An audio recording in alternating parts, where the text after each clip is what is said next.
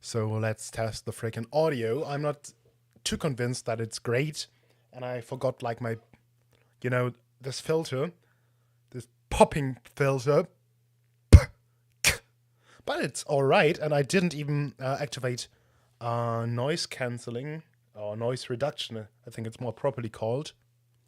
I hope the background sound isn't too annoying, because when I turn on noise reduction, it sounds like that.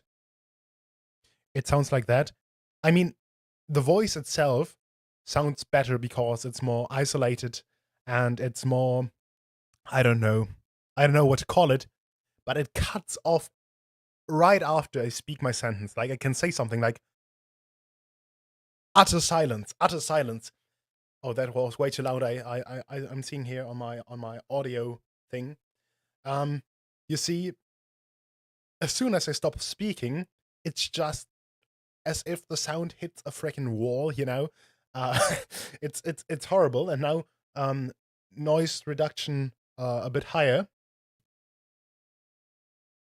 and that's probably even worse. Though I'm not sure. I don't really. Uh, I'm not too sure.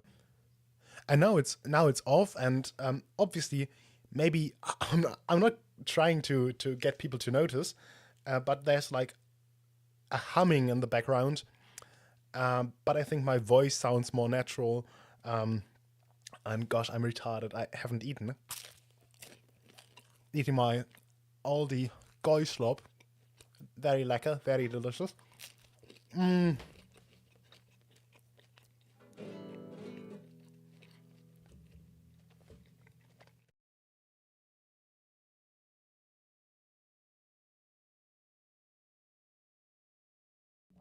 Turned off my microphone for a moment because I think it's.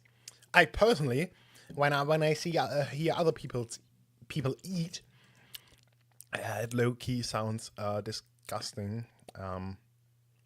Well, but I've been told that that's artistic. That's autistic. I don't care. Didn't ask. Plus, I didn't even start the window capture that I wanted to prepare today's video. It's gonna be great. I'm saying today's video because I'm like in my mind I'm preparing the whole thing as a segment for like the fries, not the fries are nice, but the fries pilled YouTube channel. But I'm lazy. I mean, I haven't uploaded to my main channel in like, I don't know, 3 years or whatever. And I haven't streamed on my second channel here or on my Twitch for like, I don't know how many months. But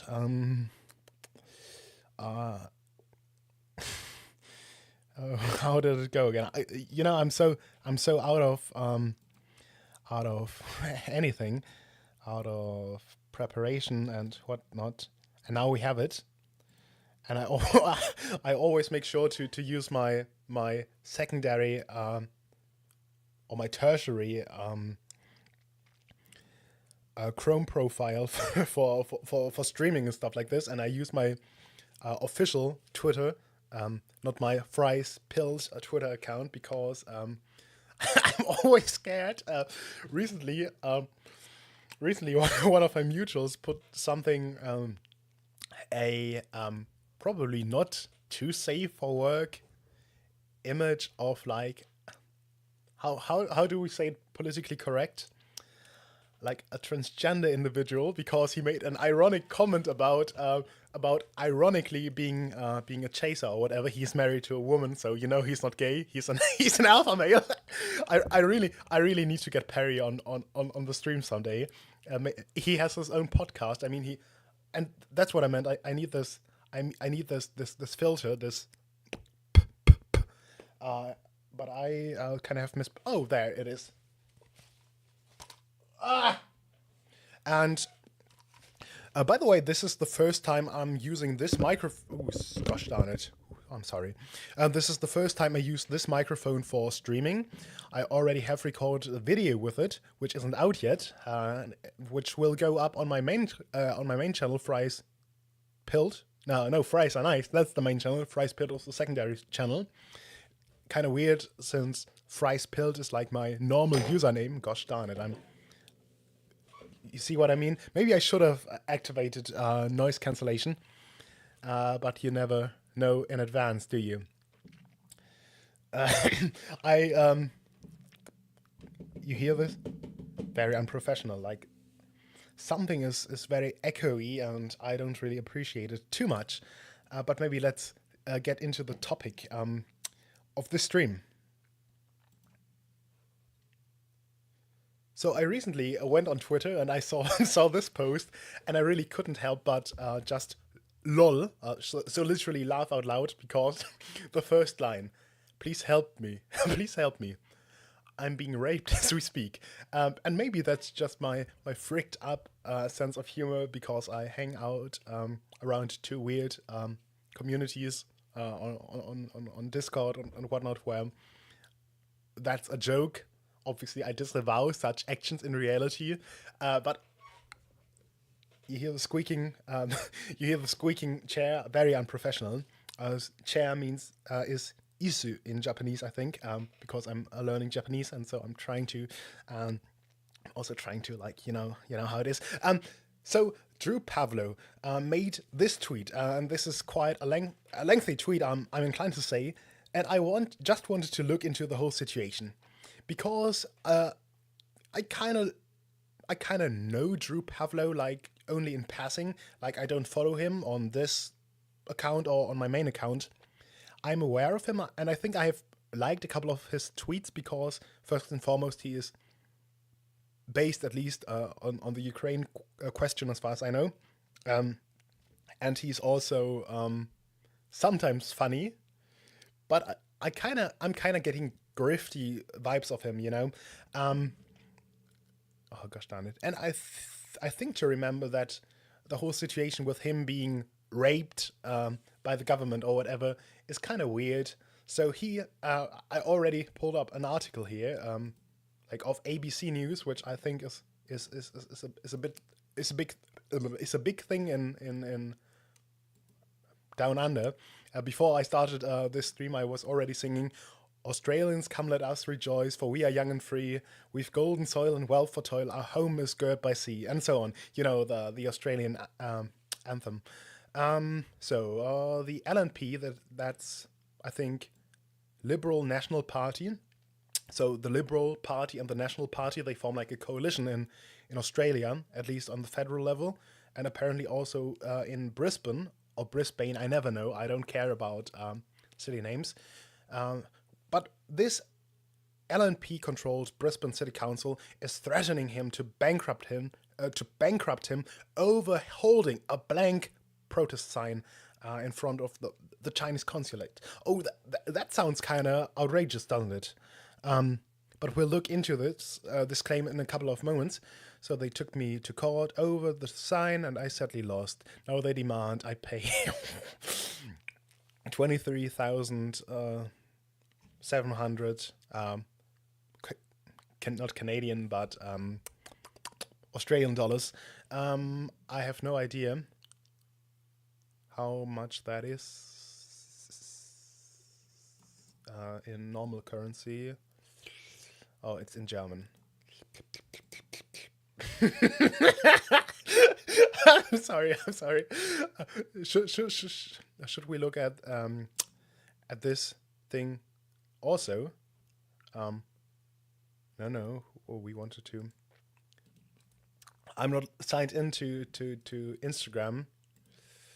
Canadian dollar, not Canadian, Australian dollar. Australians, come let us rejoice, for we are young and free.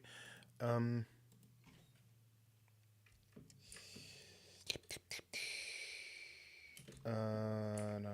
Australian.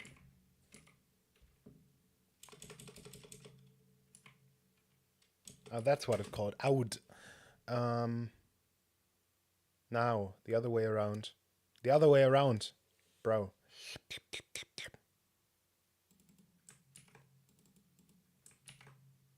It's 15,000 in freedom dollar. Anyway, so I was offered to serve 3 months in prison to clear the debt. They refused. No, he offered. They refused and intend to pursue me for bankruptcy. Oh my gosh, this is a this is the conservative center right LNP. This country is actually freaking retarded. Tens of thousands of dollars because I held a blank sign. Okay, that's enough of dramatic reading here. Please contrast the vigor of the Australian state now displays in their attempt to destroy me over a blank sign with their complete. By the way, there's I think a space too much. Uh, with their complete lack of, I can't pronounce the word, approach to to finding the crackhead who broke into my car and stole my wallet in July.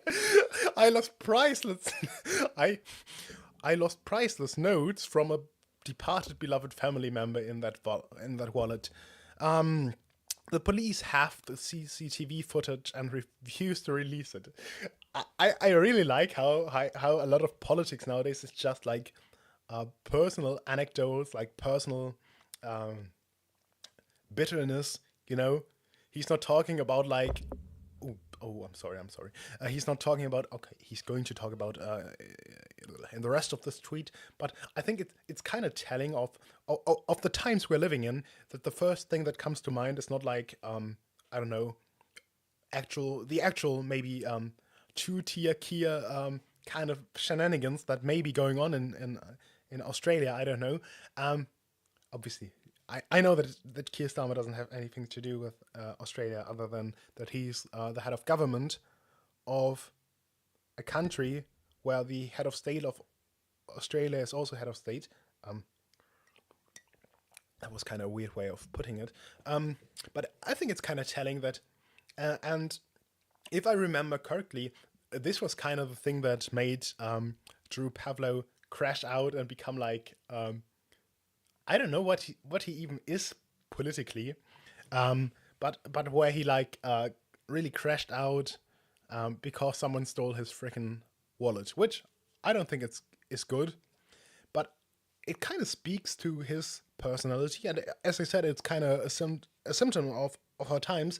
It's not just individually him, but that some people need bad things happening to them for them to care about like crime.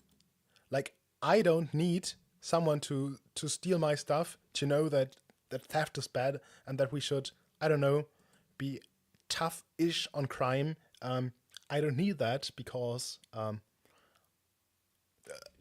don't know who coined this phrase, but someone quite properly put it, quite compellingly put it. We are all 12 years old now, and it feels like that because that's like the reasoning of a child. Like someone stole my wallet, total thief. That, gosh, my guitar in the background is making sounds. I think that was me on purpose. That was classic anarcho-tyranny, two-tier legal system. If you are a polite young man, they will attempt to rape and destroy you illegally. But if you are a mentally ill crackhead or a crazy jihadist, you can do anything you like. I don't think that's true. And secondly, okay, he's first of all he's picking up the two-tier justice system, which doesn't really apply here, I think. And secondly, I don't really think that's anarcho-tyranny. Maybe let's think about it. Maybe a bit. I don't know. I think what's one of the bigger problems. Maybe we'll come to actual features of anarcho-tyranny in a moment, because anarcho-tyranny is a real thing. At least broadly, the concept is, in my opinion, actually happening in a couple of countries, especially in the West, which has fallen. The West has fallen. Trillions must fry.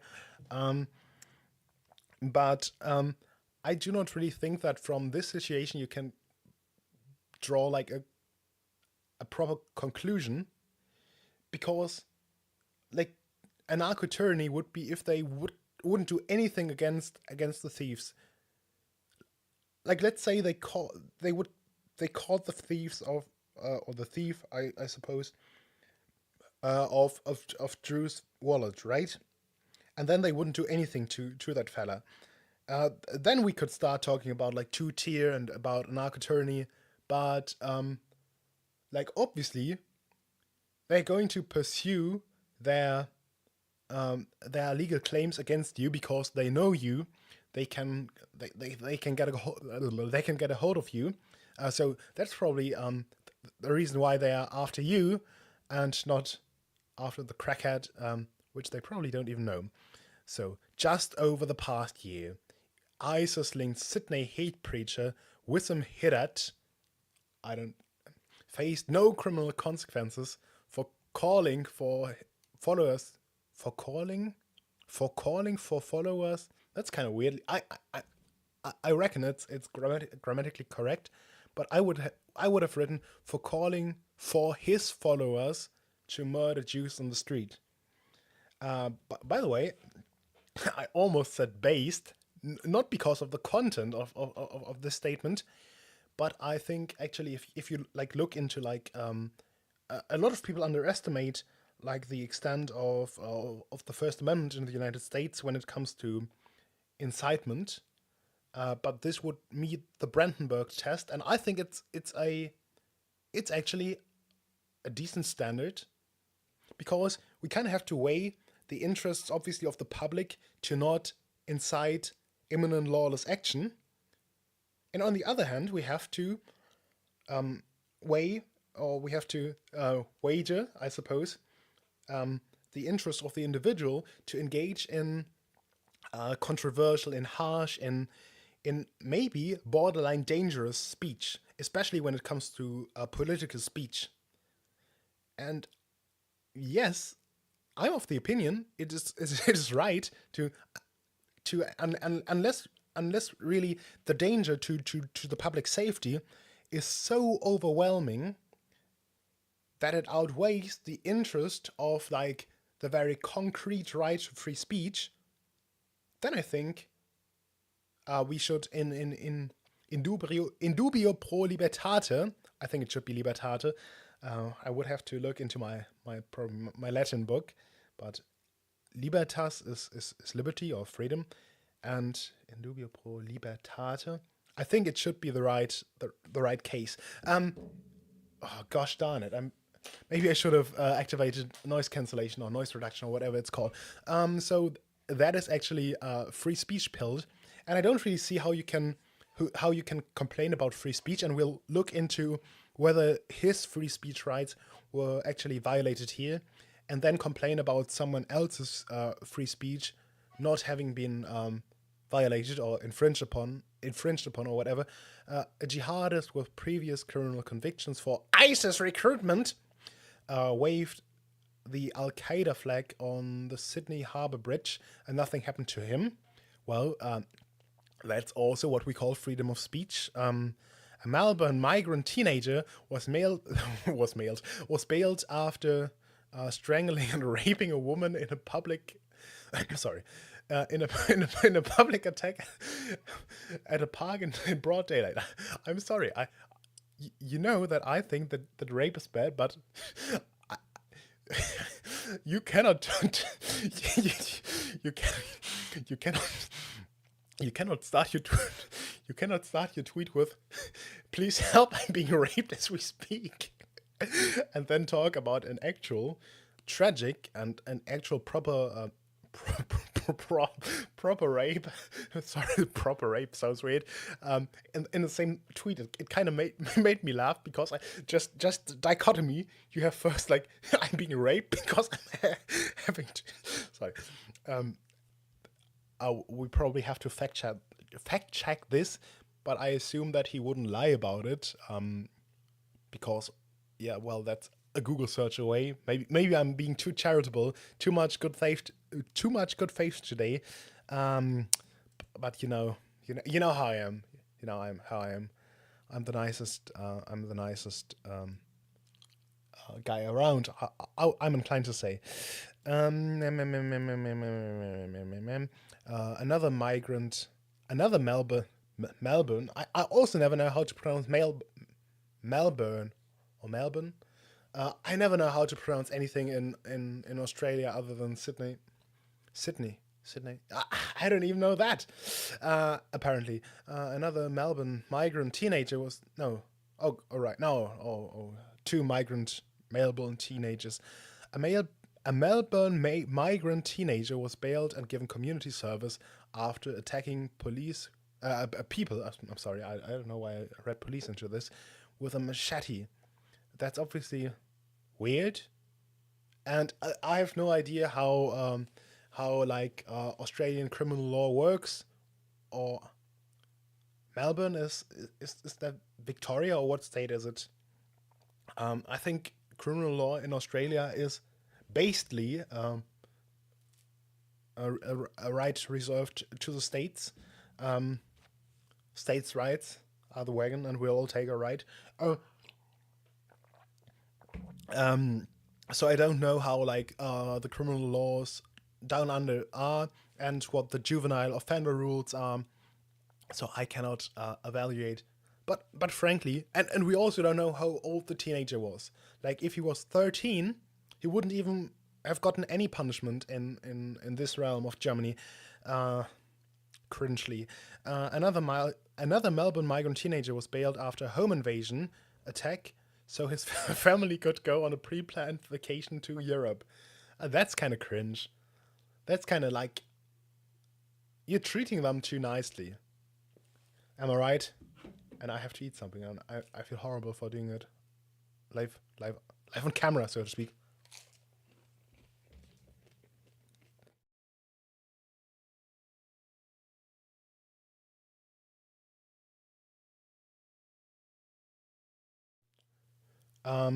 Yeah, where was I? Okay, a 19-year-old Arab Australian man was bailed in Sydney after allegedly organizing a 6-hour gang rape attack against a 17-year-old. You shouldn't do that. That's bad. Rape is not good. Unless you're the Australian government raping Drew Pavlou.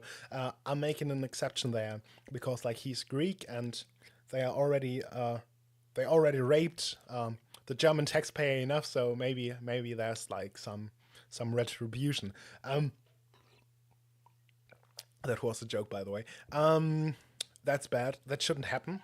And also, I like someone getting out of on sorry, someone getting out on bail isn't really saying anything because, for example, in many jurisdictions, you have a right to get out on bail unless there are like convincing and compelling reasons why you shouldn't get out. And once again, that's a common misconception. Whether you should be let out on bail or maybe without bail, depends on like the jurisdiction, doesn't necessarily depend on how severe your crime was. It depends on factors like, and I'm obviously speaking here from like my limited legal perspective because I'm not an expert in Australian law, but I can just like talk about like general factors that I'm just going to project from from law I'm familiar with on like Australian law. So it depends on like how likely are you to use. Okay, now no, the question is when we let you go before your trial, how likely is it that you, number one, reoffend, number two, try to hide evidence or or I don't know influence witnesses or whatever. Thirdly, that you try to flee. I think that should be the three larger points, which you can obviously break down. So cover up, flight, reoffending, and obviously committing a very severe crime can be like an indication of you being like prone to such horrible offenses, and maybe be an indication to you doing it again. But for example, it's here about organizing. So I think if it actually happened, or if it happened with his participation, he would have written so, I assume. So maybe they had good reasons for letting him out on bail, because we have to think it the other way around. They would have to have good reasons to not let him out on bail because he's innocent until proven guilty. And if we consider that he's innocent until proven guilty, and there is no compelling reason why he might reoffend, flee, or tamper with evidence, then there's no reason why we should lock up someone who is, as we just established, an innocent man in the eyes of the law. In all these cases, the Australian legal system dealt with me more harshly for the crime. No, in all these cases, the Australian legal system dealt with me more harshly for the crime of holding a blank sign outside the Chinese consulate. Is that right? Is that a correct sentence? In all these cases, dealt with me. I don't think that's a proper English sentence. I'm quite confident that this is I'm kind of getting hastily written vibes from that. I'm not gonna lie. NGL, as the young people type. You know, I'm always in the know. And by the way, this is the main claim, that he was like not charged, but he was like accused of holding a blank sign, and that's why they want to rape him by making him pay $23,000 Australian. This country is a freaking joke. Contrast how they treat me. Contrast how they treat me to how they treat CCP. It's actually CPC. It's Communist Party of China. Foreign interference in this country. When I held pro-Hong Kong rallies at the University of Queensland.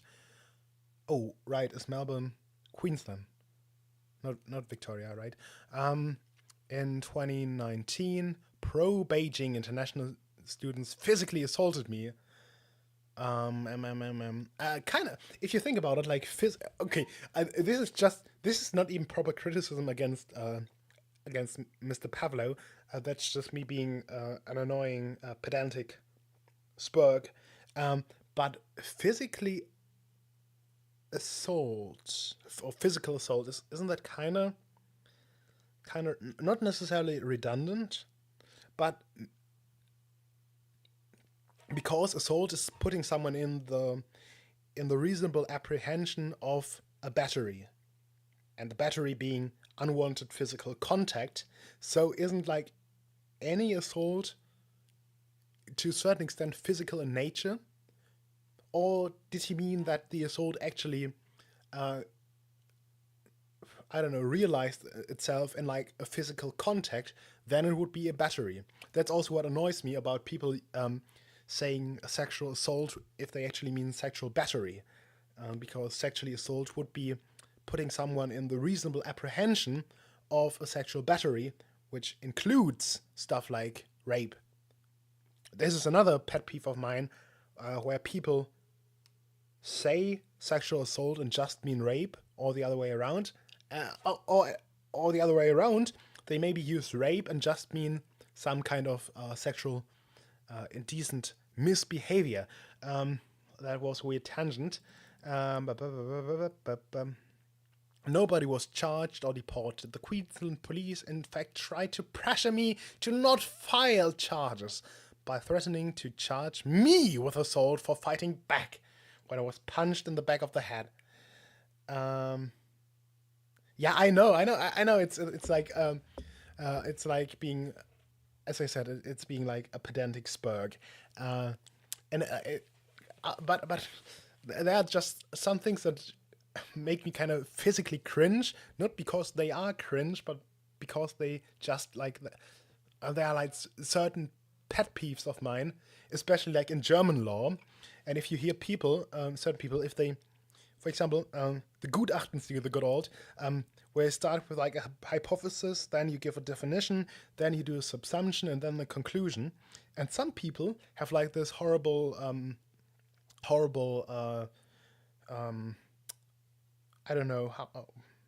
There's a horrible habit, I suppose, where they start every hypothesis or every premise, if you will, with questionable is whether. No, please only use it if something is actually questionable. For example, let's say we are talking about theft and something has to be a movable thing, then you don't have to say questionable is whether the wallet is a movable thing. No, you can just say the wallet would have to be a movable thing. Or even better, you could use the declaratory style and just say the wallet, in brackets, a movable thing or whatever, or a movable object, but that's once again another tangent, and I'm going to crash out. And another thing is like, especially like in civil law, like in contract law, when people start saying stuff like he could have a claim pursuant to section this and that if the claim is actually a contractual one. You have a claim from the contract, and the contract is only, if you will, explained in the civil code. But that's another tangent, and I'm not gonna. By the way, probably the next main channel video is going to be me trying to explain the separation and extraction principle in German civil law with a practical example in 5 minutes. That's going to be the goal. I'm sure a lot of people will eagerly watch this. Where was I? Okay, he was punched in the back of the head, so he was battered, not assaulted, not just assaulted. And by the way, not even. It probably depends on the jurisdiction. I think some jurisdictions classify any attempted battery also as assault. But I think, strictly speaking, at common law, an assault is only putting someone in the reasonable apprehension of a battery, which means you can be battered without being assaulted. Because, for example, if you're punched on the back of the head and you don't see the punch coming, you're obviously not in the reasonable apprehension of that battery occurring, but you're still battered. Anyway. How did the university respond? The Chinese government called for my expulsion in Chinese state media, and the university actually tried to go through with it. Based Xi Jinping personally writing a letter to like Drew's University, dear sir or madam, I have heard that there's like a grifter student of yours who's trying to agitate against one country two system policy in Hong Kong, and quite frankly, you should rape him. And by rape, I mean just destroy him with facts and logic. That's what Xi Jinping personally wrote to Drew's University, and this has been fact-checked by real Chinese patriots. By the way, I probably should have pulled up like like my favorite Dengist. Where's my Dengist meme? Where's my Dengist meme? We hail Deng here. We hail Deng here. You know how it is. By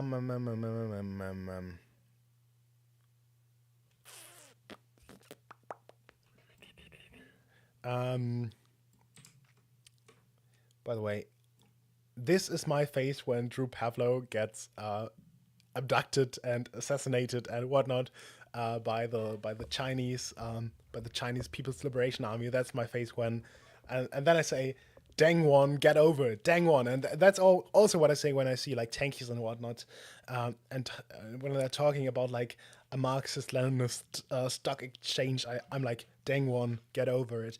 Then in 2020. Okay, no. They brought in two of Australia's top 4 Yeah, I mean, Drew Pavlou is like low key a bit spurgy, I think, but he's also like I think he's somewhat of a grifter, and he's making money off it. Like he's obviously making money of Twitter, and he's probably going to is he going to beg for money? We'll see in a moment. So two of Australian. Okay, that it was blatant. I, the ego of this fella that he thinks that like the Communist Party of China has like an interest in him as a person. I'm not too sure whether that's true. Maybe we'll look it up in a moment. Then in 2022, the Australian Federal Police intercepted a serious foreign intelligence plot on my life. Oh my gosh. It was serious enough that they had to raid the Chinese guys in Australia who were planning to find my address and kidnap me. I'm sorry, but this sounds like um, I'm not going to say that this didn't happen. It may very well have happened, but it sounds like some real Chinese patriots acting on their own because I don't know or I don't think that if there was like government involvement, especially like Chinese intelligence involvement, that they would have to find your address. I'm pretty sure if I actually got into like into the I don't know uh, into the eyes of like a foreign intelligence agency, I don't think they would have to figure like some randos to figure out my address. I would be so long story short. I think the Mossad knows my address. sorry, uh, sorry. I'm not trying to schizo post here. It's all in good fun. Um, all in good fun. I mean, I wouldn't say a bad thing about our greatest ally, so there's no need for Mossad surveillance or whatever. It was serious. Nobody was charged. They literally raided people to try to. They literally raided people to try to stop me being killed. They know who they are, who they were. Yet nothing happened to them. It's all about sending a message, Drew. They want you dead. They want you dead. Um, because in actuality they are not after you. They are after me. You are just in the way. But let's be real. If there was like a genuine plot to kill him, stuff would have happened. Like I'm not too familiar with. Once again, I said I'm not too familiar with Australian criminal law, but I assume they have some some kind of conspiracy provision, like conspiracy to murder or whatever. So if someone actually would have plotted in an illegal way to actually kidnap and or murder or whatever Mr. Pavlo here, um, I'm quite confident that people would have been charged with conspiracy to like abduction or murder, even if there was like an attempt on his life or whatever. So I think he's kind of overselling the story. If there's some truth to it, which I'm not denying, I can imagine that there were like a couple of true Chinese patriots, um, like fight, like who wanted to fight like hell, and who just waited for Q to give, I mean for Chi to give the signal to kidnap. Now, probably some people who were like, "Oh gosh darn it, there's this annoying uh, Greek grifter. He's going to expose like the Middle Kingdom. He's going to destroy us. Or we should kidnap him." And they probably wrote this like on Twitter or whatever, or like in like some government surveilled group chat or whatever. And then they saw it, and then the feds came to them, and they say, "Oh guys, please stop, knock it down a notch, right? Stop talking about like abducting like this Twittersburg, right?" And they were like, "Yeah, we were just kidding. That would be my guess personally. I don't know. So this is the state of the Australian justice system. Jihadists and communists and crackheads can run wild, while I am tortured and destroyed. Tortured, destroyed. Didn't you forget about something? Tortured, destroyed, and raped. That's the threefold fate of Mr. Drew Pavlou. Um, the crackhead comment is still so funny because he's still seething about some crackhead stealing his wallet. Uh, absolute kino, absolute kino. So where was I? Oh my gosh, he's so. I, I hate this. Why? I could probably respect him a bit more if he wasn't so whiny. Like, stop crying, stop crying, stop crying. It's so cringe.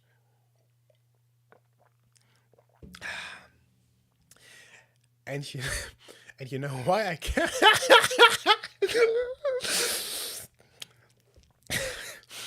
And you know why I can't afford, or why I can't afford to pay their retarded fine? Because the Australian economic system is similarly set up to crush young men. Oh my gosh, he's such a victim, isn't he? He's such a freaking victim. And if this is actually a true story, I don't know whether it's a true story or a Drew story.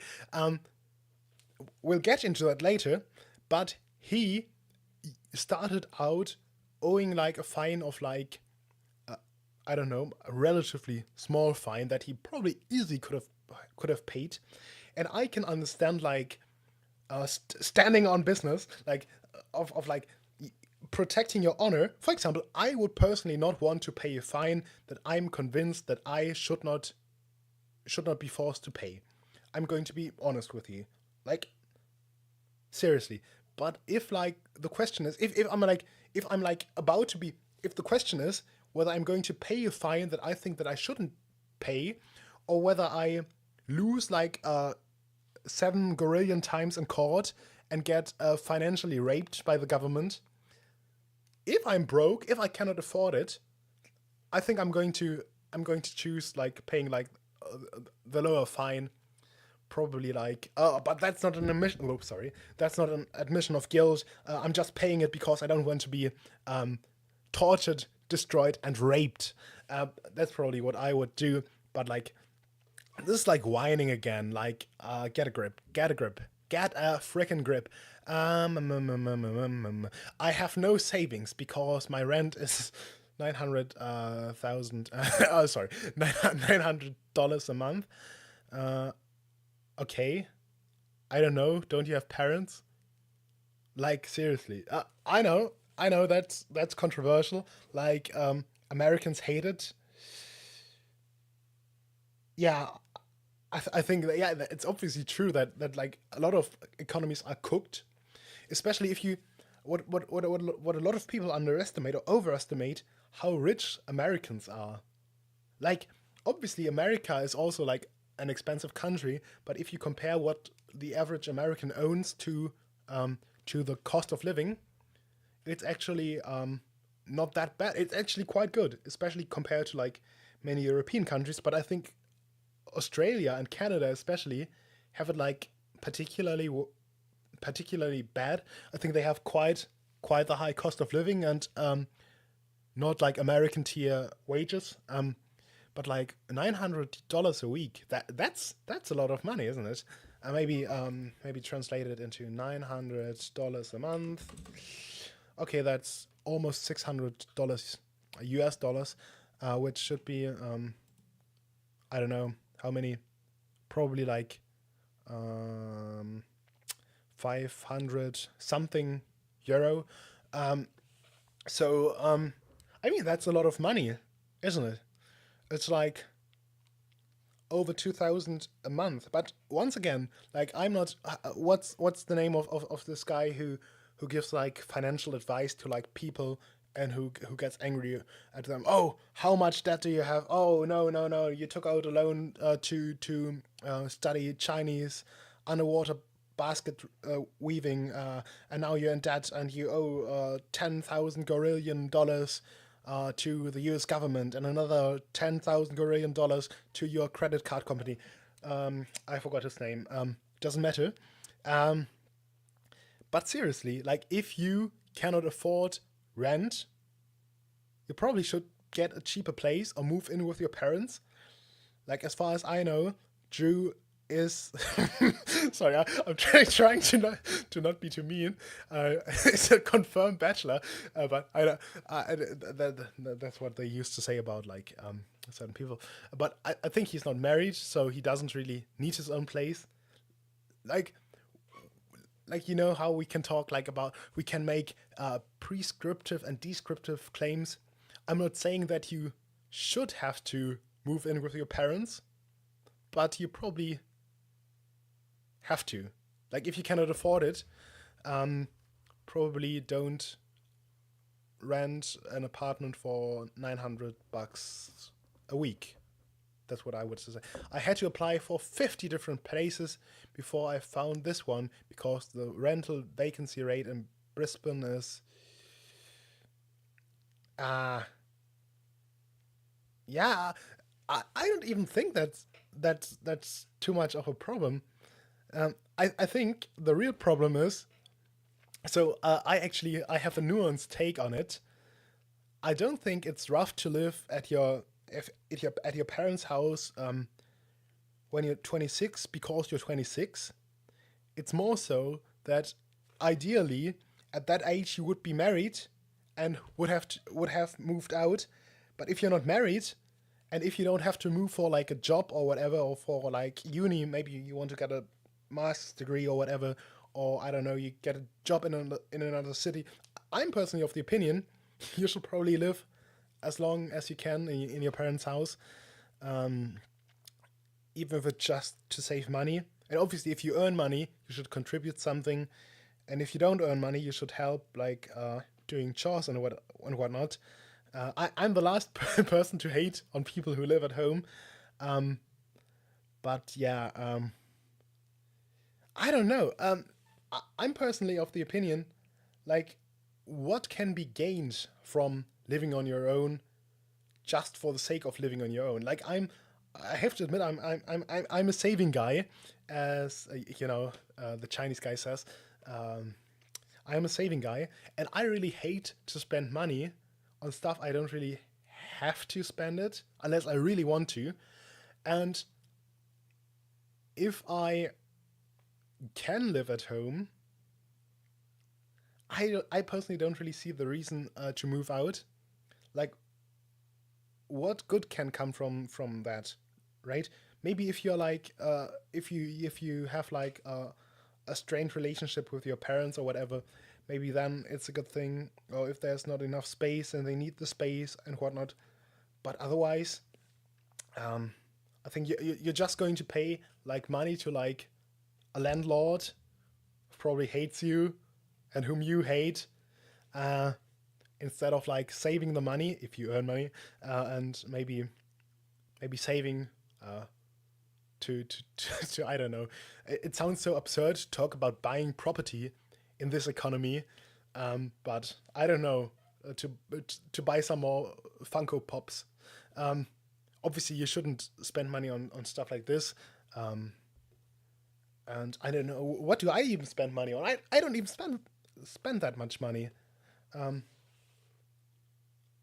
but I gotta spend a bit of money in the next months or so because I finally want to get my hunting license, and that's going to be like 2,000 just for the process of getting it.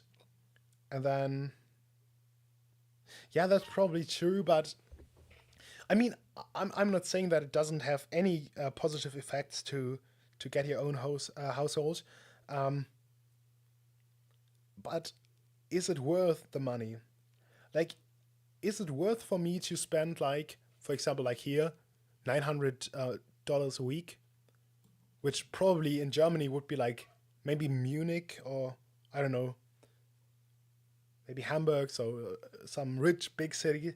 Um, but I think like where I'm from, you probably can rent an entire house for a month for that money. I'm not too sure, but you could at least rent like yeah, that's insane. Oh, I accidentally forgot to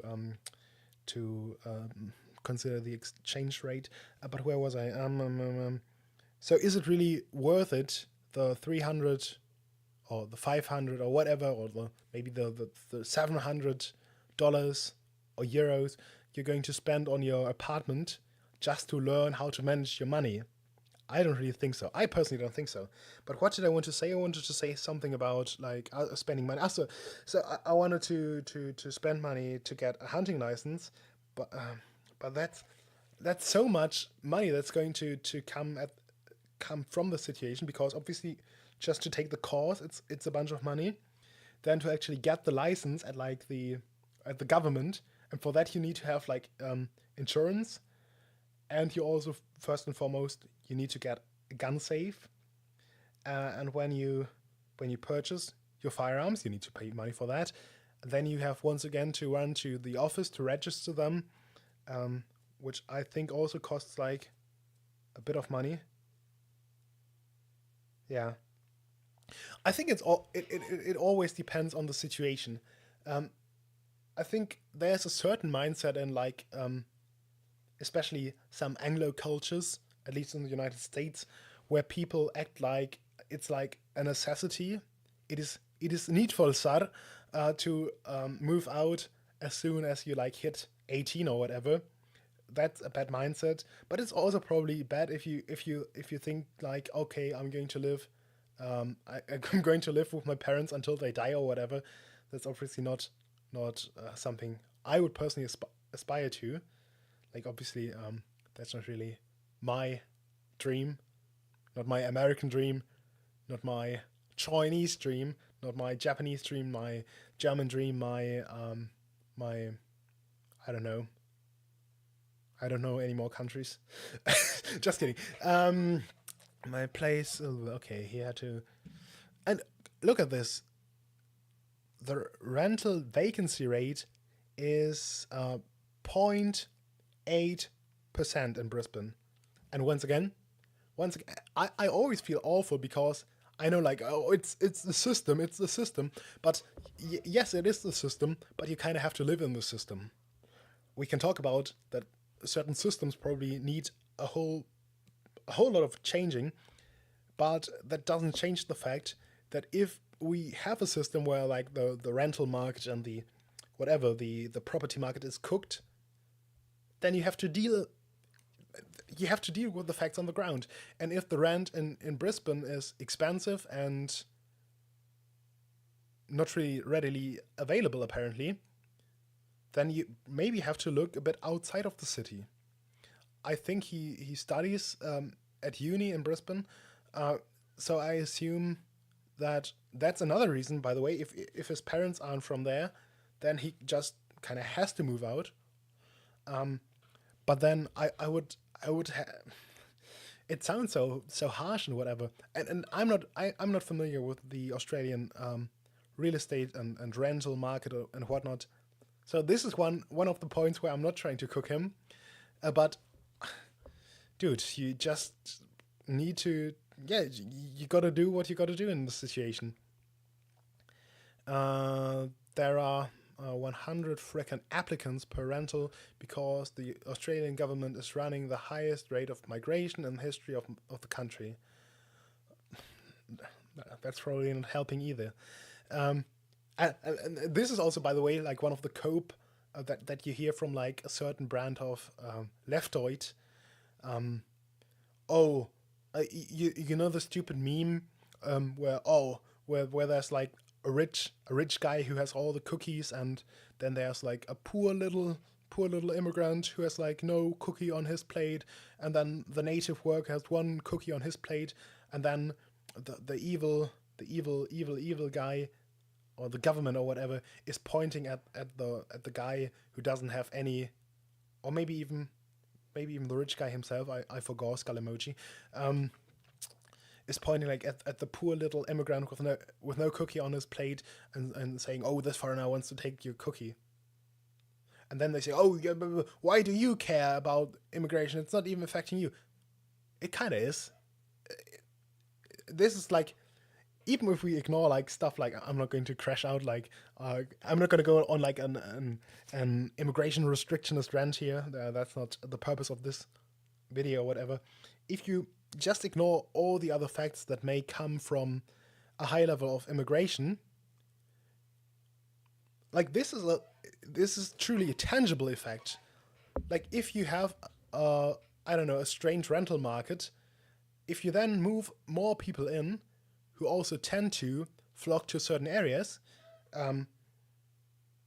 it's the same in many countries. Like they move to the big cities because that's where life is probably most attractive, if we are being honest. And that's maybe where they have relatives and whatnot. Then you're probably not going to do a great favor to your native population. Yeah. My place isn't even that nice. I had to move far away from my family to the outer suburbs to find a place. So, okay. So he already followed my advice. It's an hour away from my workplace by bus, and there are constant daytime home invasions, invasion attacks. Am I crazy, or is like home invasion attack kind of redundant? He used it twice, but I don't know. Personally, for me, a home invasion already implies like that there's an attack, at least an attack on your property. But maybe he wants to emphasize that there's maybe also like a physical attack on like the property owner or whatever. That's not great. Migrant youth criminals literally just break down doors and start attacking people with machetes. That's not great. But I mean, what do you expect like of a prison colony? Am I right? Okay, that was probably Reddit here. I'm hungry.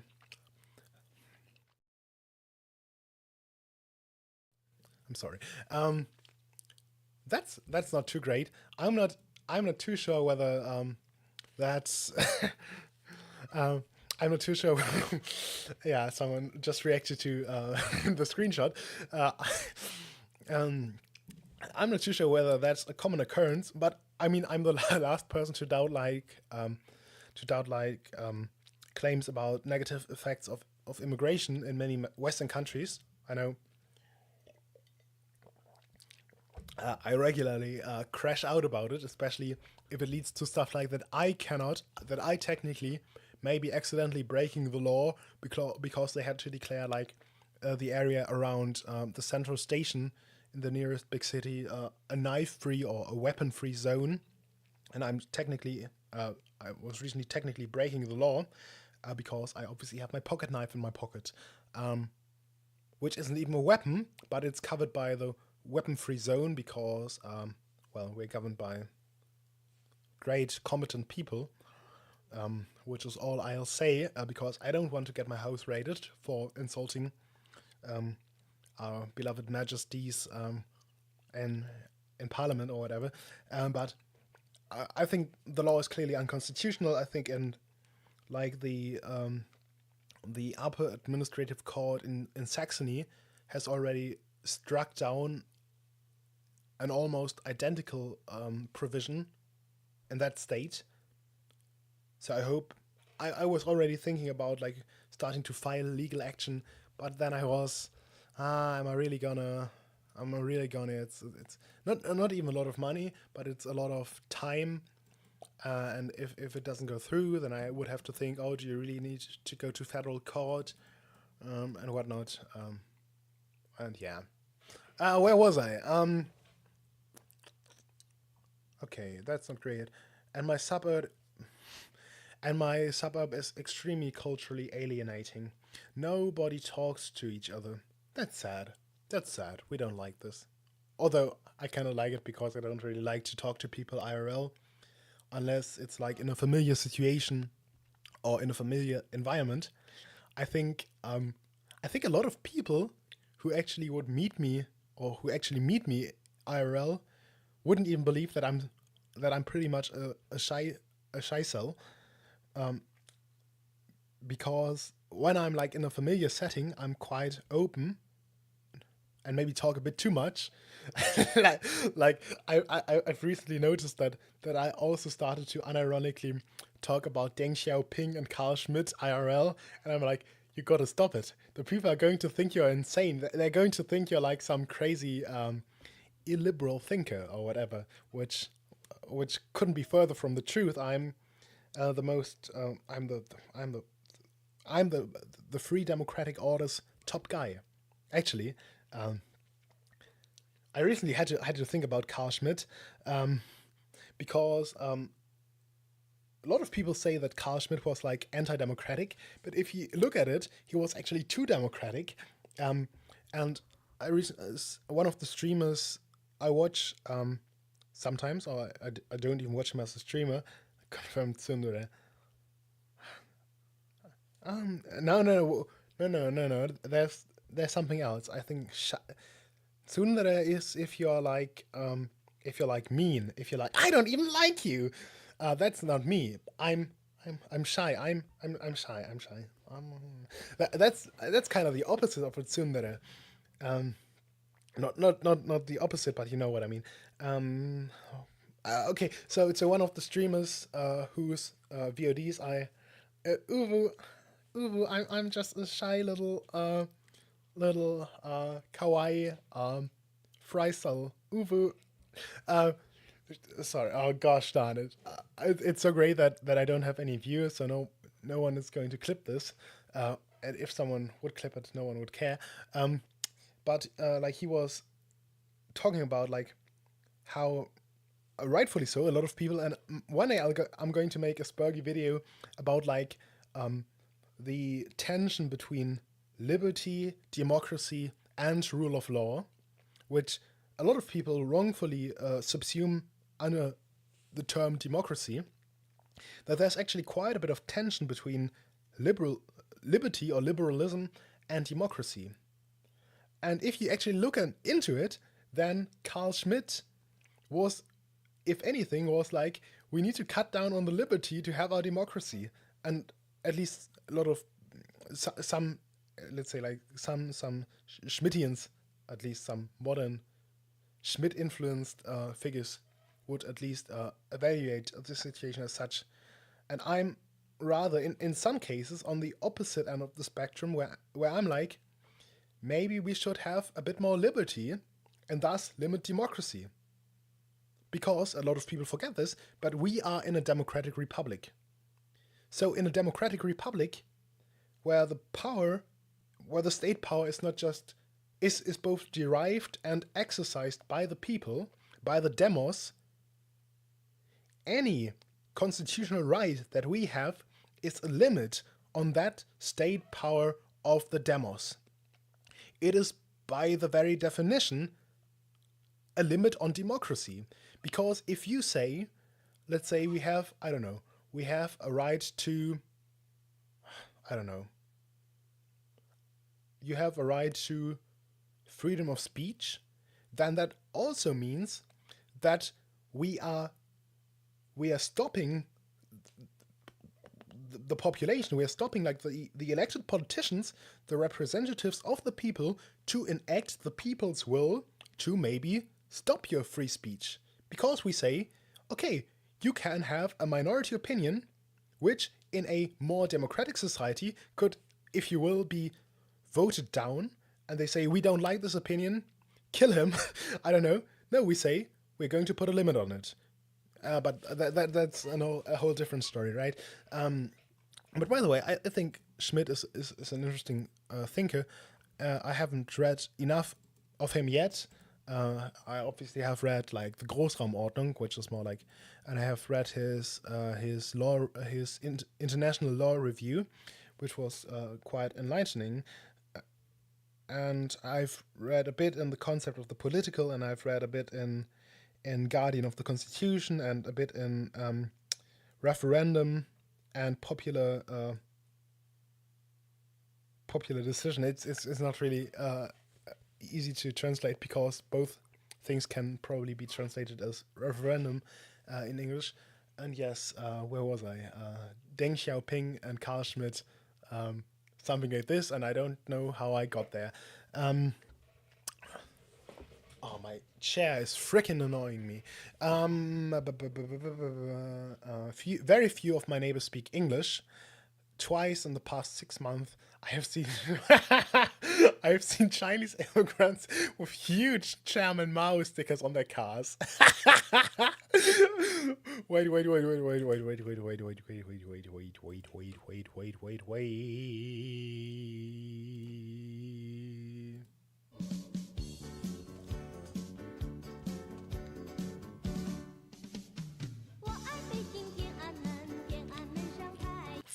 Imagine being Drew Pavlou.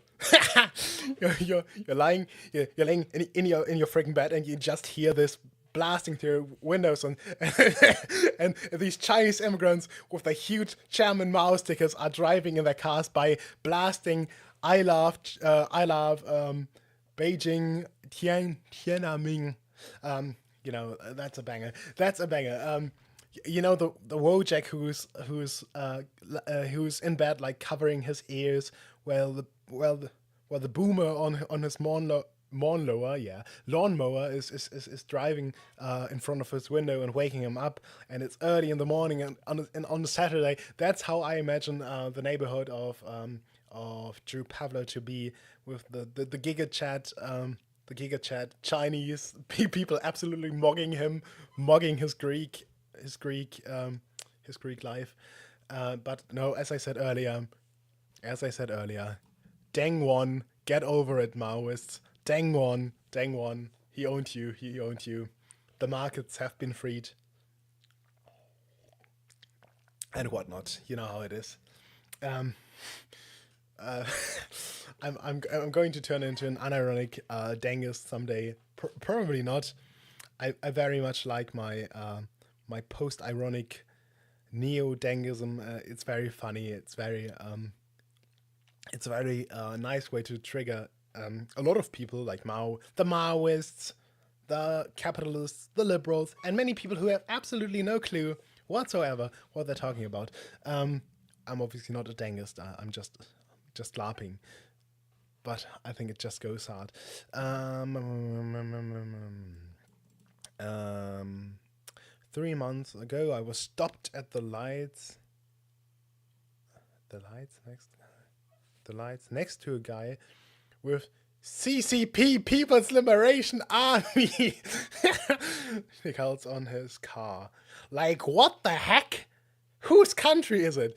I think it's so funny that like a Greekoid is saying this. Like, Australia used to be a white country, and now they're letting Greek people into Australia. What the Sigma is happening? They're letting Greek people into Australia. The South has fallen. Down under has fallen off the flat Earth. You know how it is. It's like outrage. Oh gosh, I'm retarded. What the Sigma? Have you ever heard of the White Australia policy? What is the Greekoid doing here? But no, I don't know. Whose country is it? Like, it has been personally confirmed to me by real Chinese patriots that Australia is going to be incorporated as an autonomous republic, just like I don't know what's an autonomous province. I'm not too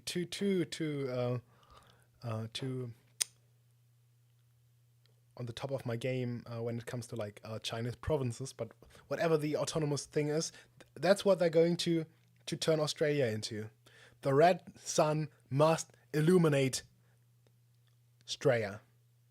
That's just how it is, and you better get right with the Chinese Communist Party, because once it was revealed to me in a dream that like, how the Emperor Constantine saw like here the Chiro, like this flag will appear in the dream of Deng Xiaoping, that fella's dead, in the dream of Xi Jinping, and he will know that under this sign he shall conquer, and then he will paint that onto his the PLA tanks and ships and whatnot, and then he will conquer Taiwan, and then he will convert to Christianity, and then he will let the red sun shine on Australia. This was revealed to me in a dream. This has been fact checked by real Chinese patriots.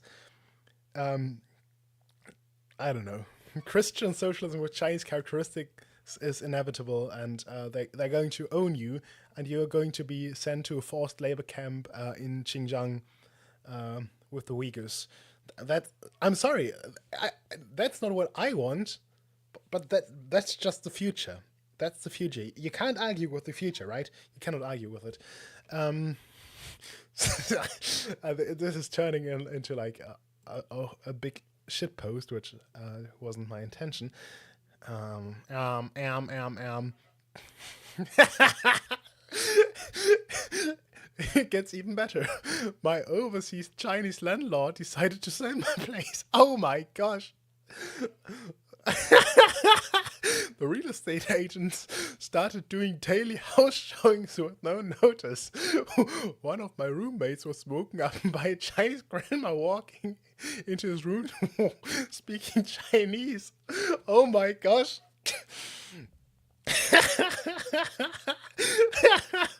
By the way, once again, dear Maoists, Deng get over it. They are Chinese landlords. Chinese landlords, not just in China, but in other countries. Dengism has won. Dengism has won. The black cats and white cats, they have united to catch as many mice as they can. Obviously, that's like on a personal level. I don't think that's a nice situation. I don't think it's nice to have like an overseas landlord. I personally don't think it's nice to have a landlord at all. And obviously, like they're being daily house showings with no notice. Like obviously that's not great. And I know I'm going to sound like I'm making fun of Drew, but I can actually emphasize. I'm like, who said it again? That they learned empathy at like the age of whatever. Someone said it. Some cringe. Oh, it was like, what's his name? Ian. What's his? It's IDUBS. IDUBS was it? Um um um um um um um um so they ultimately sold the house to another overseas buyer, and now want us to move out early. So I am to face with, I'm to face the points, the 0.8% citywide vacancy rate, while also facing bankruptcy by Brisbane City Council over the blank sign court case rape. That's the word he forgot. So this is the state of play in Australia in 2025. A two-tier legal system predicated on a narco-tyranny. He's just using words. An open TCP foreign interference. Zero economic hope. Massive cultural alienation. Sorry. Very sorry to hear that. And you know what our politicians say when we complain? Major politicians like the Labour Premier of Victoria,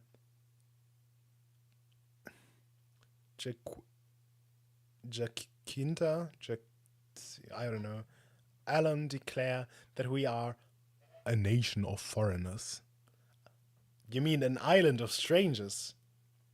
And that was Keir Starmer. The Daily Starmer once said, the United Kingdom shall not turn into an island of strangers. Or something like that. A nation of foreigners. Is Australia even a nation? That there's no core Australian culture, no Australian nation. Kind of cooking there. Obviously, like that's like old world, like snobbery. Obviously, we can call Australia and even America nations sui generis, if you will. No, they are they are nations, but not nations in the same sense that, I don't know, Germany is a nation. Um, we are literally just an economic zone, just an airport waiting room lounge. Um, that's very sad. And by the way, I kind of uh, thought about this whole economic zone or economic area talking point. I think you might have heard about it. Um, and I recently had like a very cynical thought. I was like, I wish they would turn us into an economic zone, because an economic zone would at least be economically profitable. Obviously, I don't want my nation to turn into an economic zone, but for example, the current migration that we have isn't even economically profitable. I mean, at that point, if you already are flooding the country with like Koreans or foreigners, maybe at least choose some who. Oh gosh, I'm destroying my hair with my freaking headset. Oh, I'm sounding like a freaking Floyd. Um, Sorry. Um, if you're already flooding like a country with like guerrillions of immigrants, at least let them be like, I don't know, industrious Chinese people or whatever, and not like you know. Um, you can have 10 generations history in Australia and still be considered an illegitimate settler colonizer with no legitimate claim to nationhood. Owned.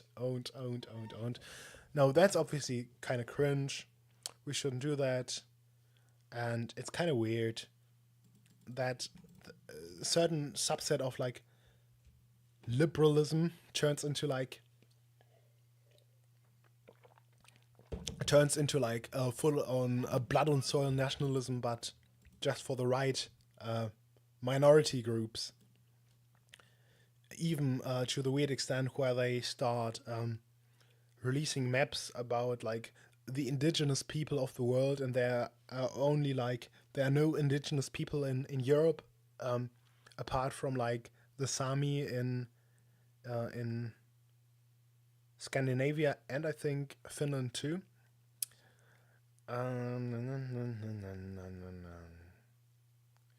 Leftists burn our flag in the street every week at Palestine protests and spray paint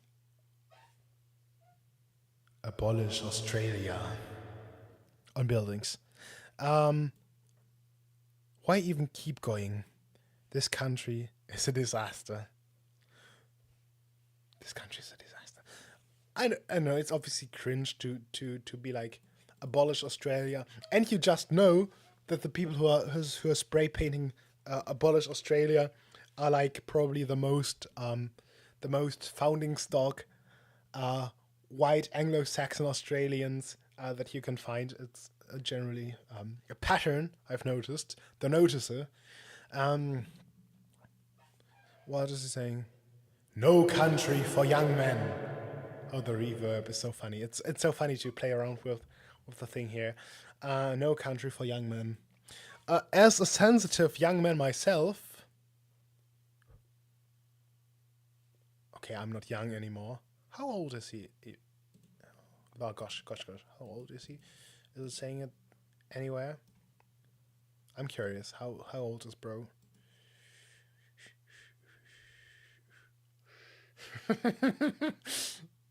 I'm not laughing about the Ukraine stuff. Just I don't know. I kind of like, obviously, I don't know. Shout out to to him for being pro-Ukrainian and to actually going there. But I don't know. It kind of gives like a self-important vibe. The whole profile. You know how it is. You know how it is. Am am am am am am am. And obviously you can send him money. Who would have thought? Who would have thought?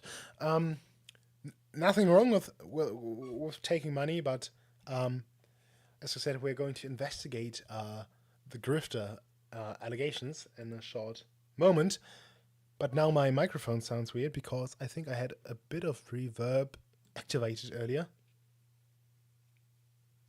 Oh gosh, my hair. I realized how much I cooked my hair, but I'm working on it. I hope that I can revive it a bit, and if I do, I'm gonna post a freaking selfie, um, because I'm not gonna because as I said earlier on the Logic Discord server, like yesterday, I said if I want to be called ugly, I just can look into the mirror and talk to myself. Um, Obviously, like a lot of people forget that I'm literally face doxed. But I'm not posting my face because I'm too ugly. Just kidding. A bit of self-deprecating humor in it.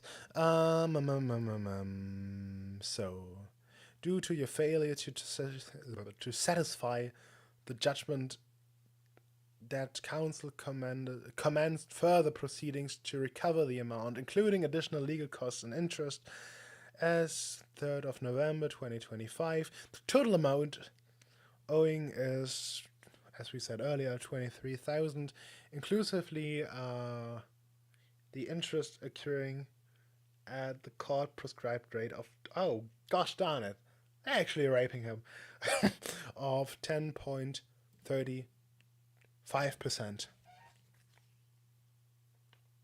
Ow. You hear my neck cracking? My neck hurts. Sorry. Okay, he can pay in full, or he can pay in lump sum and installments. Sorry. I don't know. It kind of looks funny. So obviously it's a whole bunch of self-importance, if you ask me. But that's just my opinion, a fries pilled opinion. Um,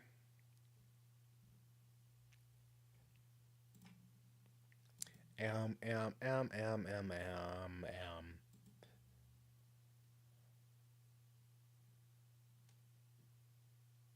um. Obviously, I'm face doxed. I'm face doxed. It should be known. Um, I mean, but I think probably the most thing that posted online um, is like a couple of years old. So I was like 40, 40 kilos heavier or something like this. So obviously, I was already thinking about taking stuff down because I don't want to have fatter pictures of myself online than I'm actually now. Uh, oh, my back hurts. Where was I? And you can, and also that's also funny how people accused me of like, funnily enough, um, pretending not to be white, um, despite the fact that on the same server I've literally posted my arm, in a context because I cut myself, not like that, but climbing in a tree. It's also funny that how people on Twitter will call other people brown, and I could like literally, and I was recently thinking about I could end like every single post on Discord like with a spurgy tweet about like my racial makeup and my nationality, and people would say, "Oh, so why are you a white American?" I don't know. I mean, I do be I do be like that, Mr. Fries. I do be giving very Aryan vibes off. I'm trying to say. Just kidding. Probably all the Save Europa music I'm listening to and the Agatha edits I watch on TikTok. Um, you refused to settle knowing bankruptcy was a risk. You're not being raped. I'm sorry. I'm sorry. Whatever happened to believing victims? You have not been raped. Also, weird way of censoring the word raped. Raped. you're raped. Um, I mean, he still could be raped. I mean, it's kind of like saying, like, you. Sorry. It's kind of like telling Drew Pavlou to, uh, well, you refused to wear proper, decent clothing while jogging in the park. Knowing, knowing that rape was a risk, you weren't raped. Uh, what happened to getting raped honorably? Sorry. I'm sorry. I'm sorry. This is not funny. Rape is not funny. Rape is not a punchline. Rape is not an anecdote. It's not like, it's not funny. We don't we don't joke about rape. Actually, I mean, I feel so horrible. I feel like my brain has been rotted.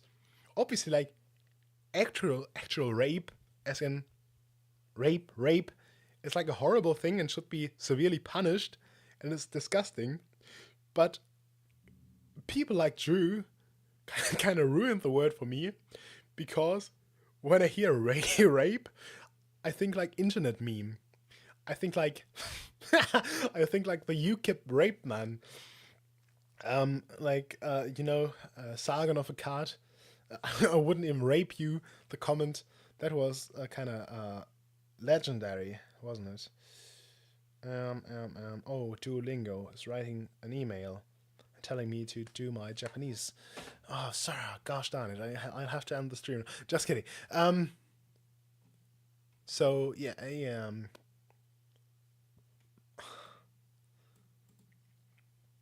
very, very, very, very, very disorganized. Gosh darn it. So, what is left to investigate here? First and foremost, whether the initial fine or whatever he received was justified, and how the proceedings went on, right? That's what I would say. Um, um, um, um, um, um, um.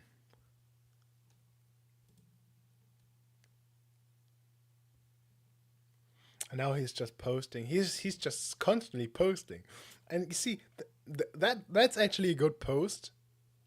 And if I saw this on my TL, I would give it a like, right? I would give it a like.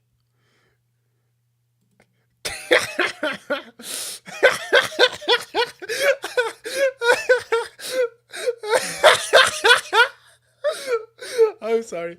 Yeah, that's just another yep, another Drew classic. But at least he's self-aware. At least he's self-aware. At least he's self-aware. Woke up at 3:30 a.m. to my roommate screaming. I immediately assumed there was a home invasion. Jumped out of the bed, grabbed a hammer as a weapon. A hammer would not be a weapon. It would be a dangerous tool. I spoke about this on my Discord server, because a hammer is not designed to inflict bodily harm on humans, or for example animals. It is only in its nature and in the nature of its usage capable of inflicting serious bodily harm.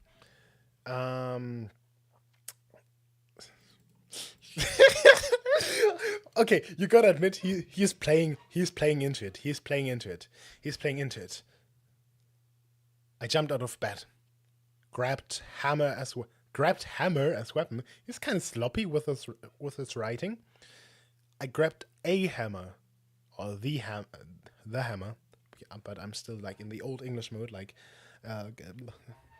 leave me alone. Prepared to heroically fight. This is what I trained for. The dream of every young man, fighting to defend the home. My roommates were just yelling at each other about cleaning the kitchen. For frick's sake. Pure, complete autism. Wait, is he self-aware? Is he self-aware here with the autism about himself, or is he accusing his roommates of autism? I may be a bit too acoustic for that myself. But obviously, I mean, he's kind of cooking. Isn't it like, as a sensitive young man myself, isn't it my dream to heroically fight to defend my home? Isn't it? Don't I have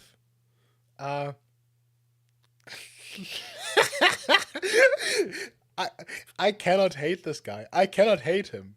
Yes, he may have some lol cowy characteristics about him. Yes, he may be a grifter, but he's still every single day I look on my TL, not every single day, but I see a Drew Pavlou banger. I see a banger. I see a Kino post about him. Literally Kino, literal cinema, literally cinematic storytelling here. He is telling the story how his dream of every sensitive young man, his dream to defend his home was denied by just his roommates yelling instead of there being a home invader. But I mean, you're not gonna make it. Grab the hammer. Okay. Get a shotgun. I don't know. Shotguns, yeah, shotguns are okay for home defense. Uh, Engagement bait in the dead chat. What would be your preferred home defense weapon? I'm not even completely sure. I think a shotgun has its advantages. Obviously, you have to think about stuff like over penetration. If you miss your target, uh, it's less of an issue if you have like relatively lower velocity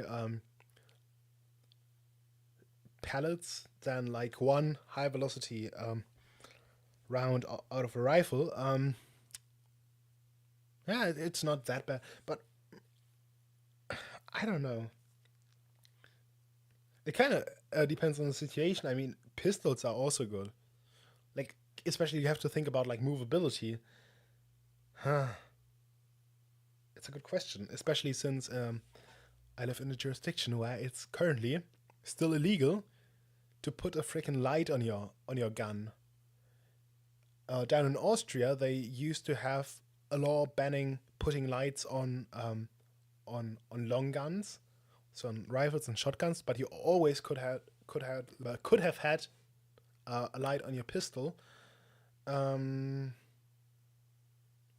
right. Let there be light. So true. Truth nuke. But you always could have a light on your pistol, and you can also own a pistol. And in general, you can own weapons down in German Austria for self defense, unlike in certain other German countries. Um, where was I? But you cannot, and now you can even put lights on your long guns in Austria, I think. But in Germany, you cannot do this, and maybe then, maybe then a shotgun isn't too bad because you don't have to actually aim too precisely. But I mean, a rifle is also good, and I mean, what's probably underrated is like a semi-auto small caliber rifle. Also thinking about the fact that there's no magazine capacity limit for small caliber weapons in Germany, even for semi-auto. So you can have your your 100 round drum mag for your semi-auto rifle in 22 LR and use it for home defense. I don't know how good it would be, but obviously I would never own a weapon for the purpose of self defense because that's not recognized, and I would never ever do anything that isn't prescribed in German weapon law. It's very important that you only intend to own firearms for their intended purpose, isn't it? I would never even think about it. And obviously, you have to lock up your gun at night. So it doesn't really matter. Just another tangent. It's horrible. It's horrible. It's such a horrible. Wait, I have to write something funny. Uh,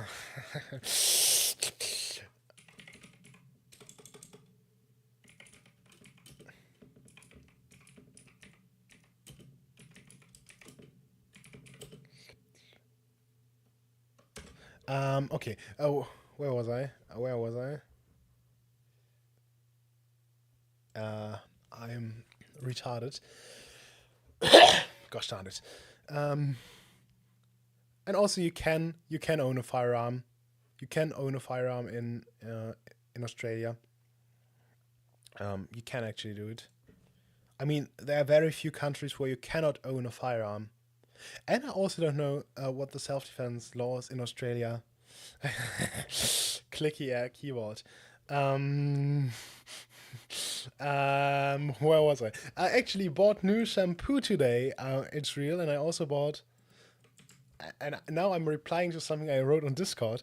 Where was I? Oh gosh darn it. I um I forgot. I forgot. And I bought something else for my hair because I realized how much I cooked it. And oh gosh darn it, what happened? Oh gosh darn it, a subscriber. Uh, the notification sound is kind of loud, isn't it? Where was I? Yeah, there's alert for that. There's alerts for that. I'm completely off script. So, oh gosh darn it, I hit the microphone again. Very unprofessional, very sloppy. I mean, I guess you can call me Joe. Am I right? Okay, we wanted to look into this thing here, this article. It's already over a year old, I think. Yes, we have November of 2025. Um, um, um, um, um, Sorry, um, I'm very I'm very distracted right now. Drew Pavlou left owing 10,000K. Gosh, they cheated you out of your notification. It's outrageous.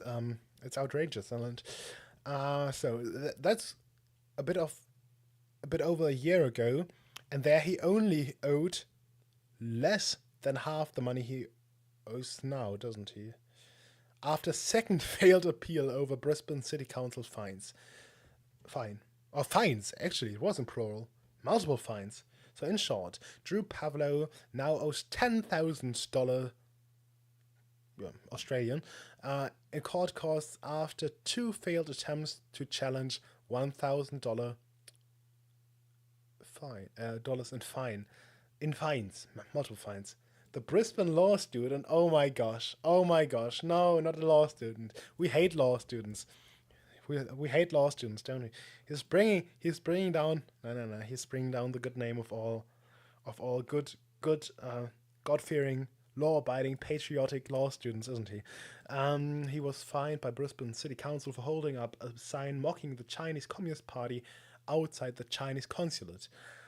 What's next? Mr. Pavlou says he's considering challenging the fine a third time in the Supreme Court because, as we established earlier, what you definitely should do if you're broke and paying almost $1,000 of rent a week, and you're already owing 10,000K, you know what? You should challenge it a third time, shouldn't you? That's just a logical decision, isn't it? It's just, I mean, it's what everyone would do. I would certainly do so.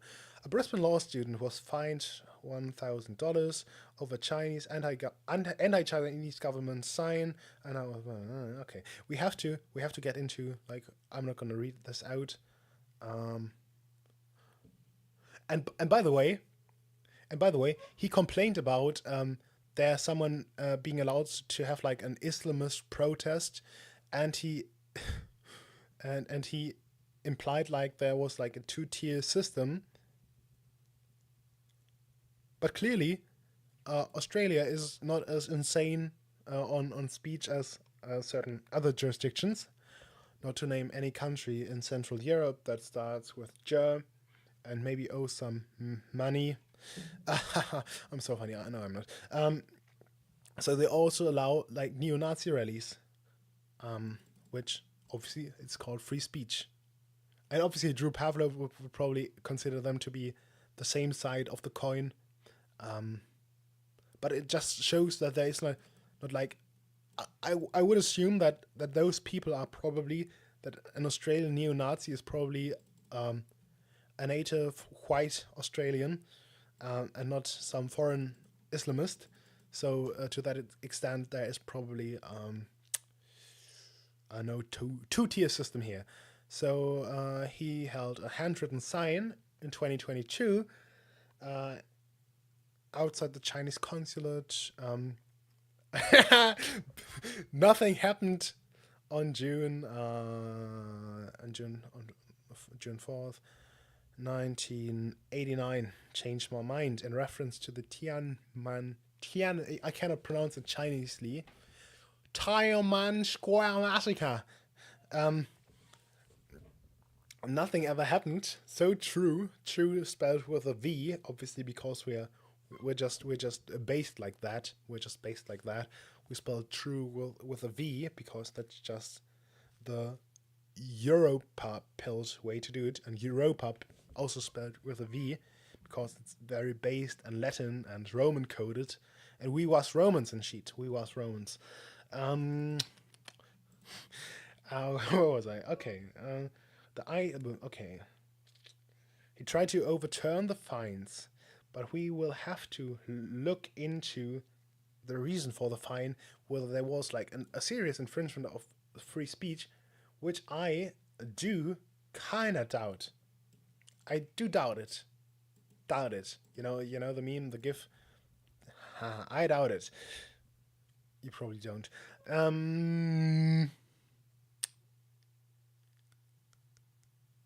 Sorry, I lost the plot for a moment. Okay.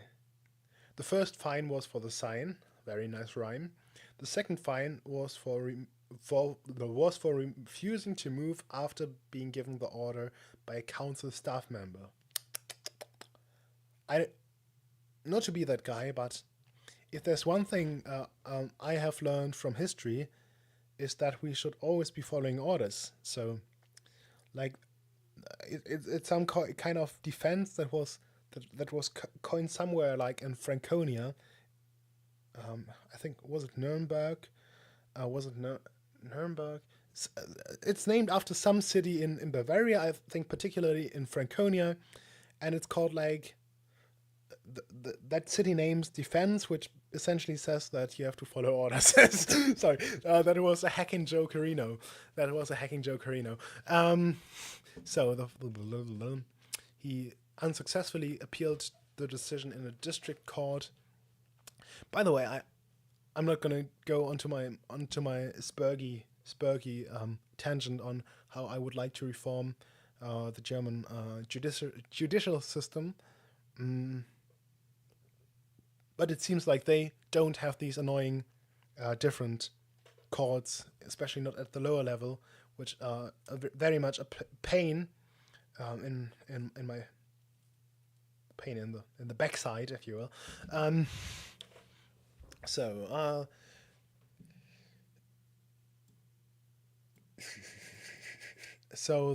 the fines were upheld and now brought to over $3,000. So it's, by the way, still 20,000 K. Oh, yeah, 20,000 K. Yeah, 20K less than the current money owed, isn't it?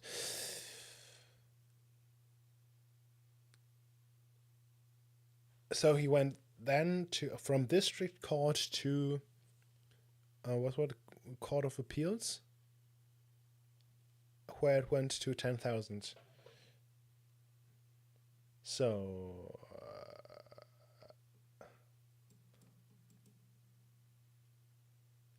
okay, the university. Okay, $10,000. Mr. Pavlou would have been prevented from starting a legal career if convictions had been recorded, but none were. Yeah, obviously not.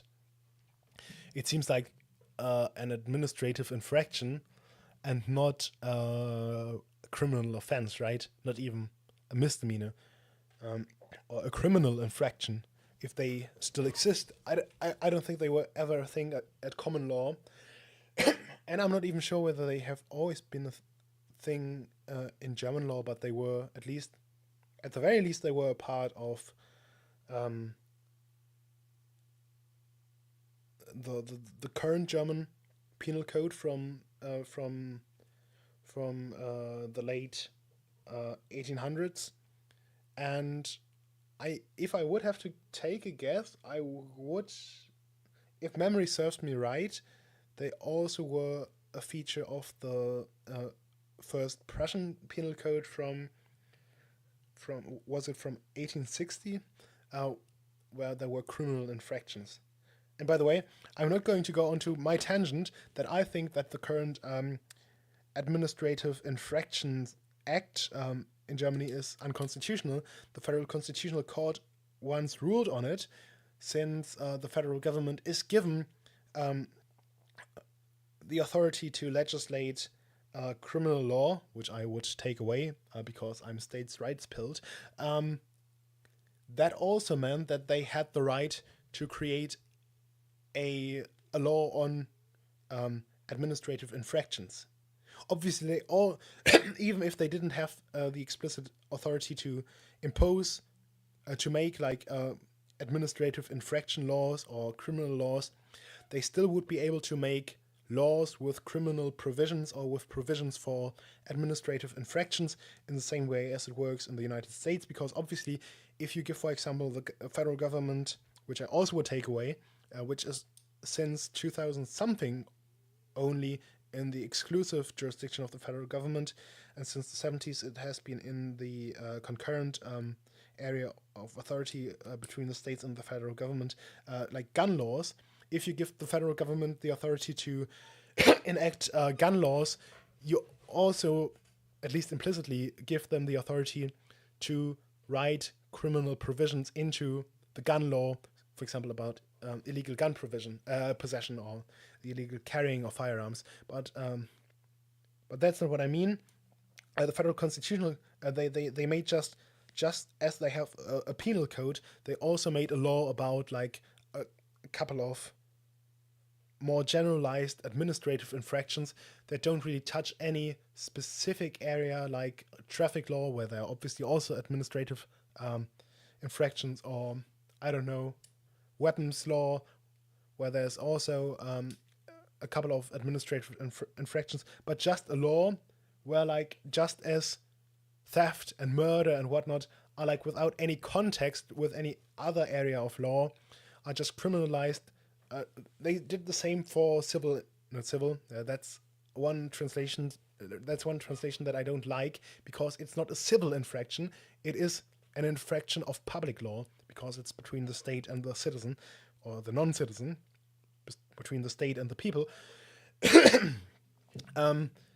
And the Federal Constitutional Court once ruled that they were allowed to pass the law because they were given the concurrent jurisdiction over criminal law, and administrative infractions are also considered essentially criminal, which is obviously utter nonsense, because if that was the case, then we would have a problem, because that would mean that if administrative infractions are literally the same as criminal infractions, that's obviously not what they said, but if we follow the argument logically, which is obviously a hard, probably too much to ask of the Federal Constitutional Court, if we follow like the logic, if we say, okay, the federal government has jurisdiction over criminal law, so they also can make administrative infractions, because that's also criminal law, which is obviously nonsense. But wouldn't that also mean that if you are accused of a civil of an administrative infraction, that you also would have to get the same due process of law, which you obviously don't, because like any cop can fine you for an administrative infraction, right? When I get another speeding ticket, which I every now and then do get, I don't get like a day in court, right? I probably could, but then it would not me getting convicted, but it would be me contesting an already issued quote unquote punishment, if you know what I mean. I don't know how I actually made it to this tangent. Oh, so obviously he's not going to be convicted, I assume. Okay, maybe we could consider criminal trespass, but I'm not sure how the law down under works. Okay, now we get into the interesting part. The city council did not unreasonably violate Mr. Pavlov's freedom of speech. And I think once again, I said especially when it comes to legal stuff, I'm kind of spurgy when it comes to proper nomenclature and whatnot. But there cannot be a reasonable violation. If something is violated, it is per definition unreasonable, and the other way around. What they are thinking about is something like an unreasonable limit or an unreasonable restriction on his free speech, or not, or no, did I say unreasonable or reasonable? So what they mean is a not unreasonable limit on his free speech or whatever, because an unreasonable limit or restriction of free speech, that would be a violation, right? So, Mr. Pavlov's sign constituted political advertising, which requires a permit in Elizabeth Street Mall. So I am not completely sure on how law works down there. Because I think maybe he has a case, not necessarily on the basis of free speech, but just on the potential incorrect application of the law. Because I would, if I were a judge and I didn't know the law and I just knew that the law was about political advertising, I probably would not consider it to be advertising but a protest. I need to drink something because my throat is freaking dying. Gosh darn it. Oh gosh. Oh gosh, I should have gotten some water here. I'm going to start to sound like RFK Jr.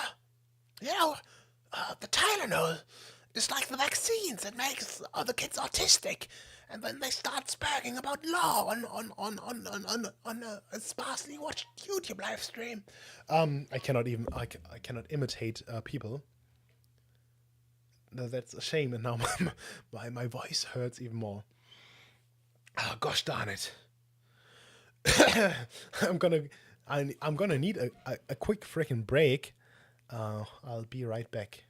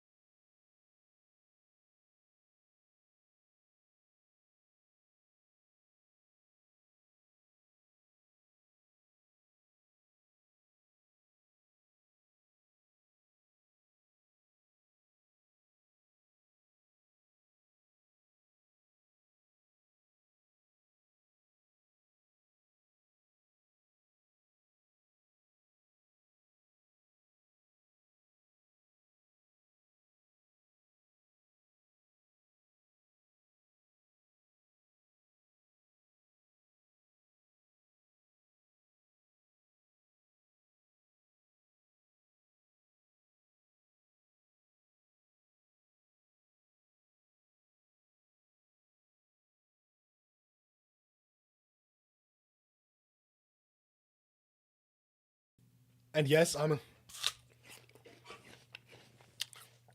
Oh gosh. For some reason, all the friggin' messages just jumped into the screen again. And where are where's my headphone? Yeah, and I'm eating an apple because I am a retard.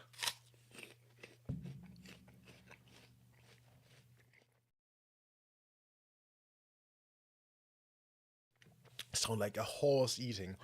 Um, but while I was getting my apple and my drink, my vitamins, some vitamin slop, and going to the bathroom, um, I meant to remember that Drew Pavlou unsuccessfully ran for Senate or something like that, and maybe that's how they get their political advertising. Because if he just were some megalo, some I don't know, some fella who just wanted to protest the Chinese consulate, um, that would hardly qualify as advertising or advertisement. But if he were an active political candidate for federal office, and then attended a one man a one man political protest, then I can see how this would be considered political advertising.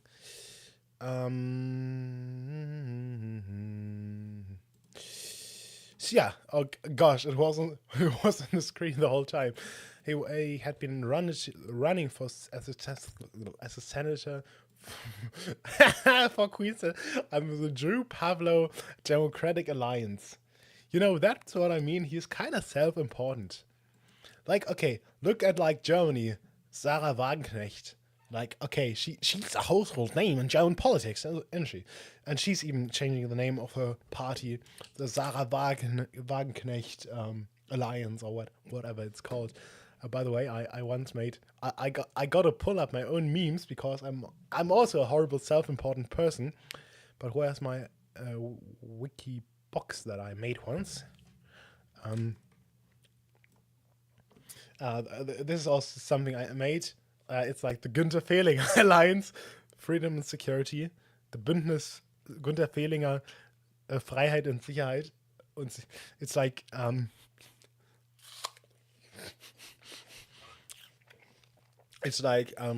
Günther Fehlinger. I don't think I have any meme of him here on my computer that I can actually show that doesn't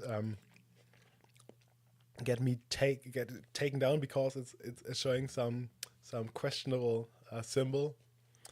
Günther Fehlinger. We love Günther Fehlinger, don't we? Don't we? Where are my Fehlinger bangers? Where are my Fehlinger bangers? Here, that's a Fehlinger banger. That's a Fehlinger banger. The Freikorps, the Free Corps Fehlinger for the NATO. Yeah, das ist gut. Ha! NATO, Nordatlantik. Das ist gut. Like Family Guy. Oh my gosh, is that a hacking Family Guy reference? Is the going all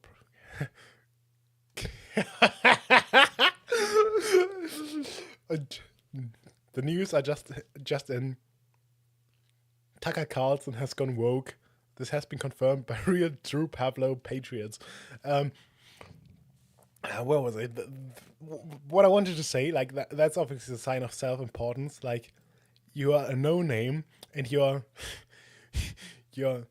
naming your party after yourself, the Drew Pavlou Democratic Alliance. Come on, get a grip, nigga. Right?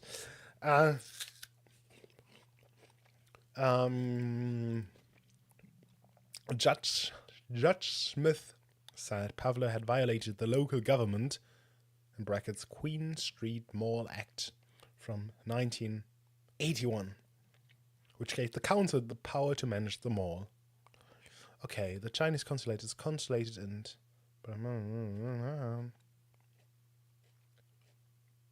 The laws did not prevent free speech. They simply required a consent easily obtainable to exercise it.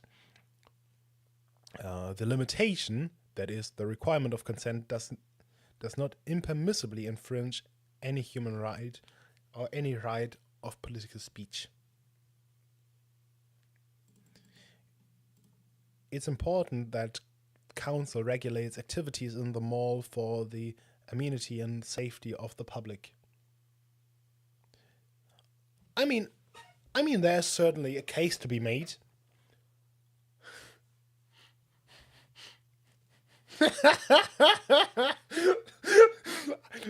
As I said, I'm not familiar with the Drew Pavlou law. He was arrested for an alleged bomb threat. We're going to have it. I have to look it up.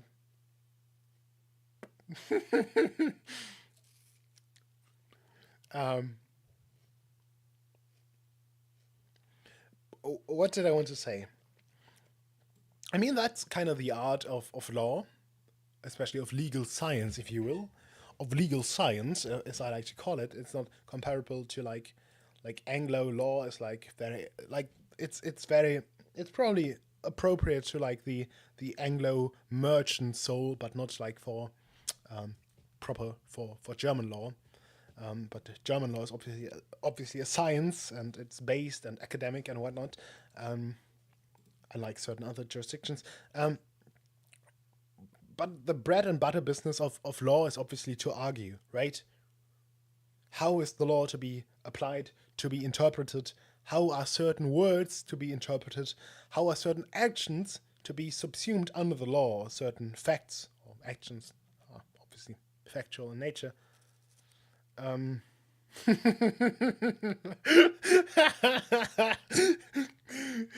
The anti-Putin, anti-Hamas activist has repeatedly been thrown out of events for various protests. But what did I want to say? Right? We can talk about it being a limit on freedom of speech, but it is a limit through general laws. I'm not going to go into too much constitutional dogmatics, which obviously don't apply to Australia, because Australia doesn't have the privilege of operating under German law. But generally speaking, one of the three reasons why free speech may be limited under German law are general laws. Now, what general laws are is kind of disputed ever since the Weimar Reich Constitution introduced that term. But general laws are probably best defined by the negative. General laws are laws that aren't special laws.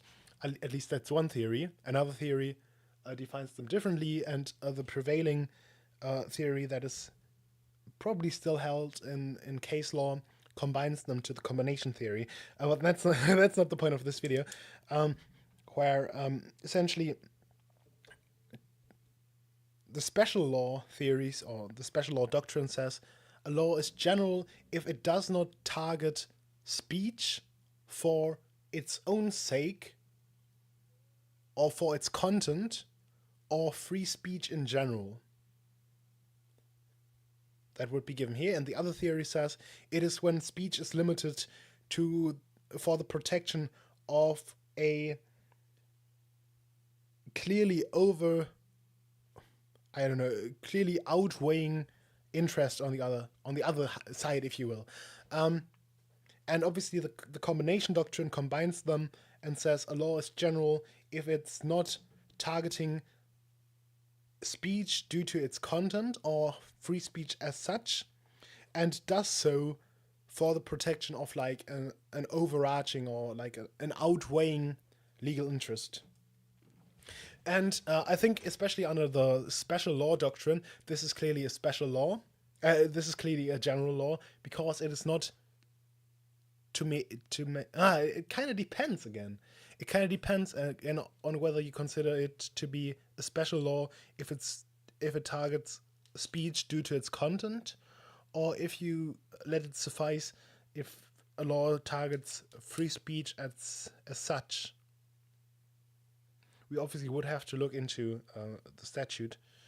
But I think it under probably a prevailing jurisprudence and probably prevailing doctrine, this wouldn't be really controversial at German law, because the thing is, he was not discriminated against for his speech. They weren't like, oh no, we are not letting you speak here because we don't like your opinion, right? It was like, no, just and we can also additionally say it wasn't even that harsh of a limitation because you didn't even need a permission of your speech. You just needed permission to speak. And from that, we can kind of draw like a couple of analogies. For example, the rules of traffic also are general laws. And if the rules of traffic say that you have to behave in such a manner that you don't unduly stop traffic, then it can also be required of you that you don't stop in the middle of the road to I don't know, lower your window and shout political slogans, right? That would also, in some sense, limit your freedom of speech, but not really. And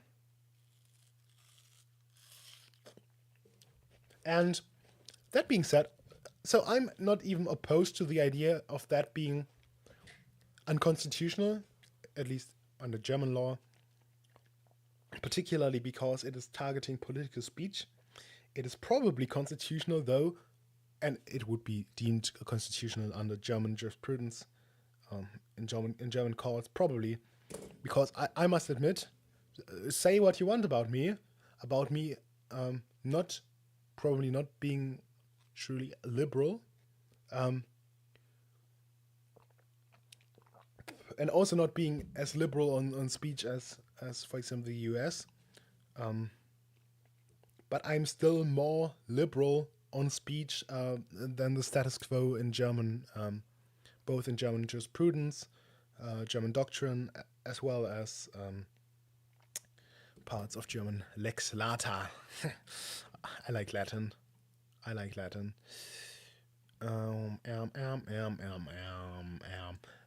was I? Sorry. But what needs to be considered. So I'm not even opposed to the idea of bringing this to court. However, if you have already lost 2 appeals, you have lost, and not just at like at just like the lowest of the low magistrate courts, but already at the Court of Appeals. And now, what is it now? What was it now?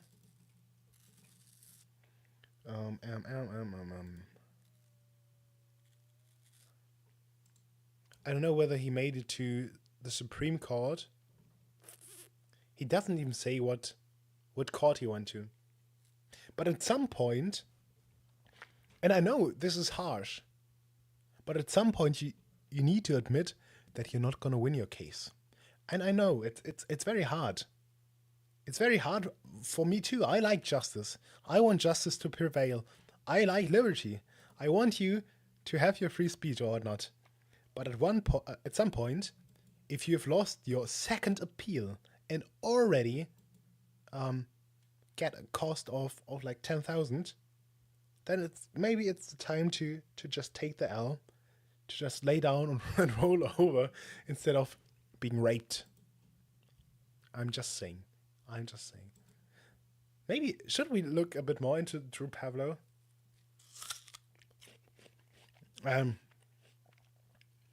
I only heard that he started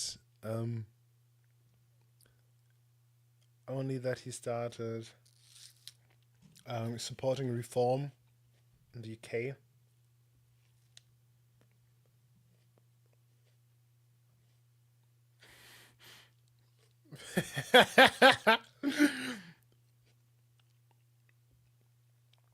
I know. I think women should be allowed to drive, and I think music concerts should be legal. Boo! Boo! Utter woke nonsense! Get this woke propaganda off my TL. No. Just kidding. I think women should be allowed to vote. Some of them, at least. Not all of them. Some of them. Same goes for me. uh, I'm brown. I'm brown. I'm brown. I say this. I say this. Um, he's a kufar. Oh, that's awfully close to a racial slur, what I'm not gonna say here. Um, Obviously because that K word is derived from kufar, the opposite plaque, you know. Um, okay, what? He's once again posting posting his weird stuff. Most Irish speak. Um, Once again, I do think you can make this argument about Ireland, but not Ukraine, because I support Ukraine and Irish people have been annoying on the internet, so I support their absorption by the British. Oh gosh, gosh, gosh, gosh, gosh, gosh, gosh! Don't get my freaking stream nuked, my gosh darn channel nuked. But I look like this and I say this. Just kidding, just kidding, just kidding.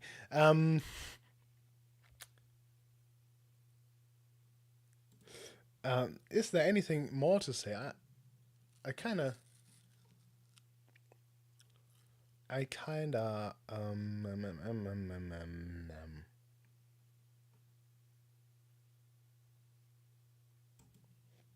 okay, that's not the thing I wanted to look up.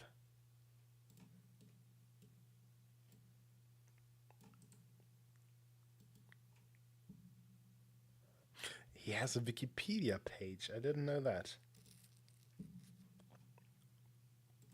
Maybe let's check out his Wikipedia. Is it just on my second monitor, or is... Oh, you can shut the Sigma up. You're not getting my money!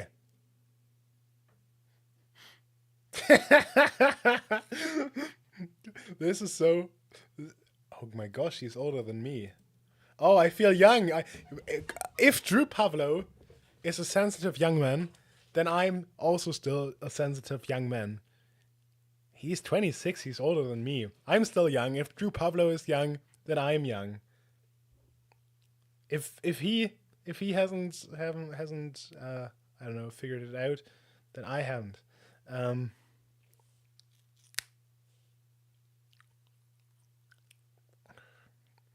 this is also he has been a member of 3 parties already.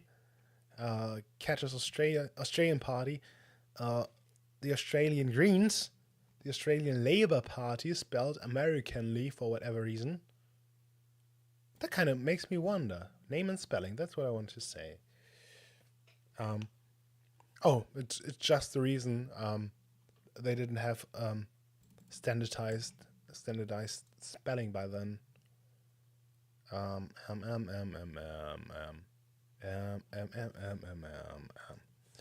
They didn't have standardized spelling, so I thought it might have been. Oh my gosh. Oh my gosh. Oh my gosh, he's just like me. It is over. It is over. He's just like me. I'm sorry. It's over for me. I am Drew Pavlou, with with less clout, with fewer followers. It's over. I'm just Drew Pavlou. I need to give up. I need to give up. It's my fate to become a larpy grift cow. Um, at least he ran for elections. You say what you want about him. I never ran for an election, did I? No, I didn't. Only in school, and I was elected class president, like in some freaking anime. Anyway, in 11th grade, ever since I've been like a small child, I wanted to become class president because I had my career. It has been a while. It has been a while because I had already planned out my career. When I was in elementary school, I knew that I would have to become class president. Oh no, class vice president, then class president, then a school vice president or student vice president, then student president. Then obviously the next logical step on my career ladder would be to become a member of the city council, then to become mayor, then to become a mayor of like the district council, then to become like, I don't know even know what it's called, like district commissioner or whatever it's called, like in America county commissioner, like the head of the district. Then I would have to become like the administrative district president, then into state parliament, uh, a state minister, then minister president of the state. Then I would have to go into federal politics, and then I obviously would reach my career high point of being like chancellor. And I already planned it out. I was like, okay, and when I'm getting old, then I'm going to retire from the chancellorship, and I'm going to become a federal president for the 2 terms that are constitutionally possible. That was my career, which I've planned out. It didn't really work out that as such. I'm not even a member of a party anymore. I used to be a member of a political party, and if you know which one, then you know a lot of Fry's law. Well, uh,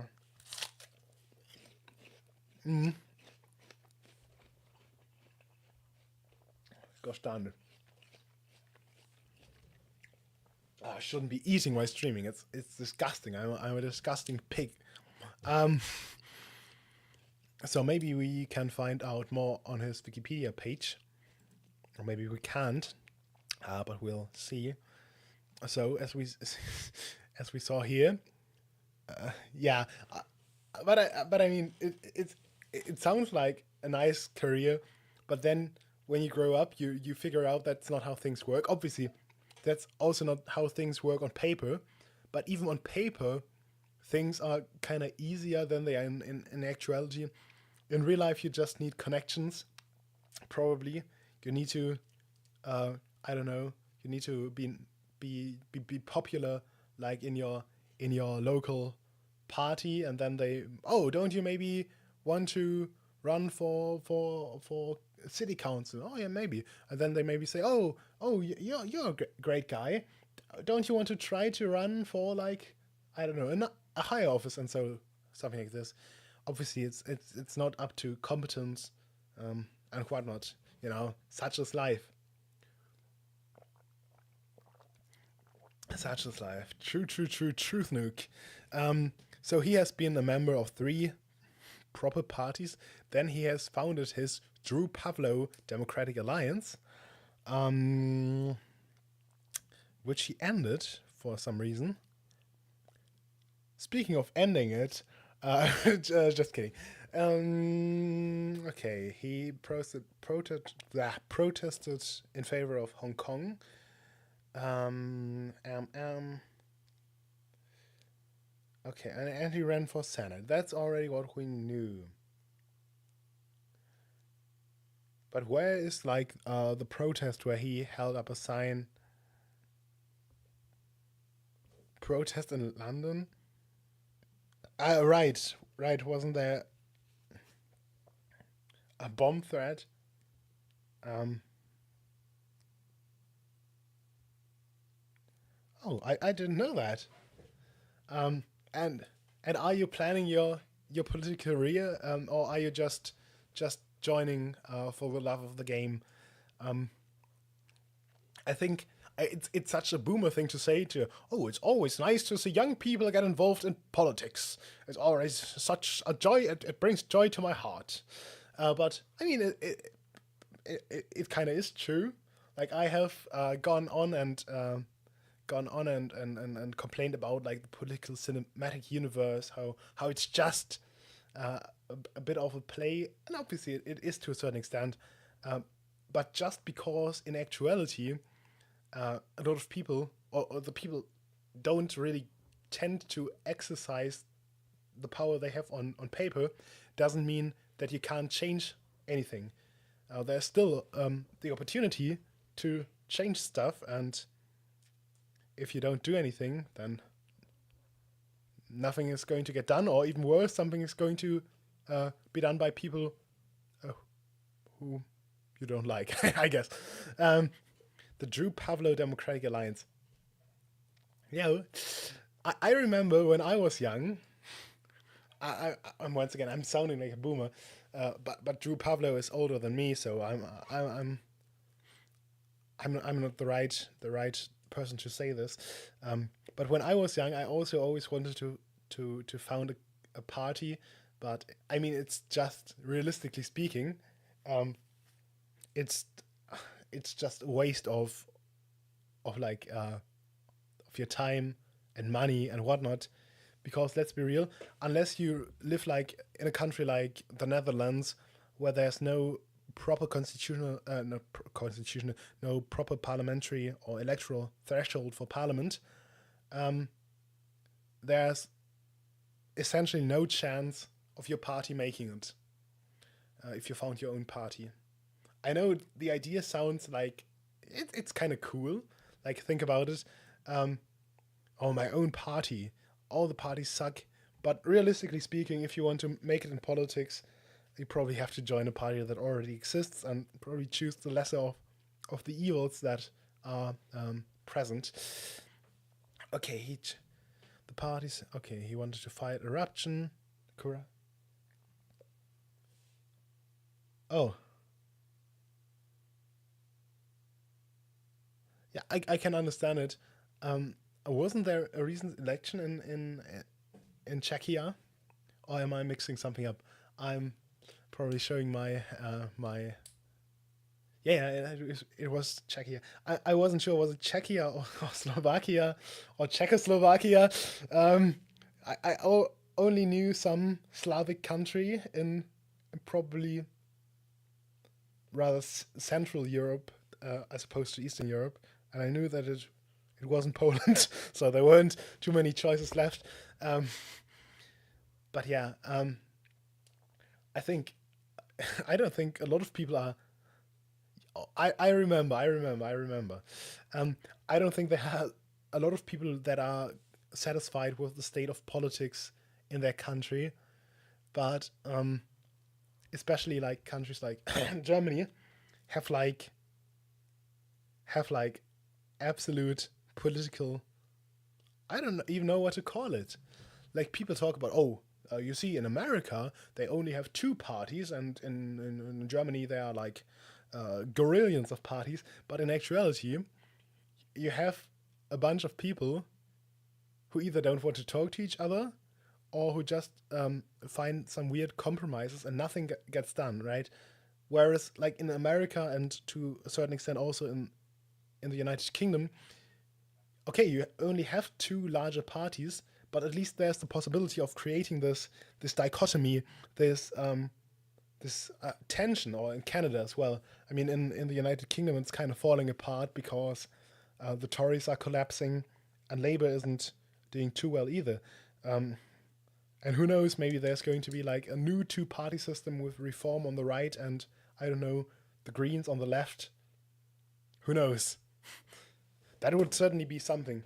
Um, okay, he founded the Drew Pavlou Democratic Alliance, fighting corruption, protecting human rights, especially, okay, green economy, workplace democracy. Sounds like, no offense here, but is this something that he wouldn't also be able to get in?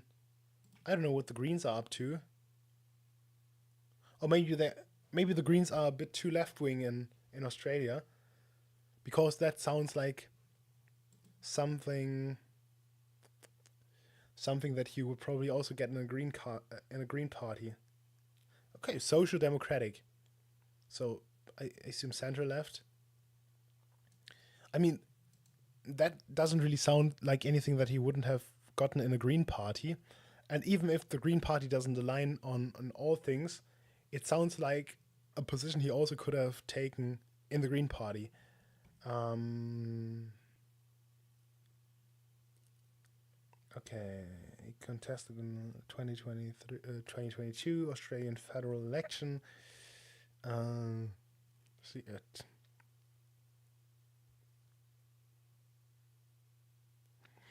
I don't know. I don't even know whether the German system uh, is better than the American system.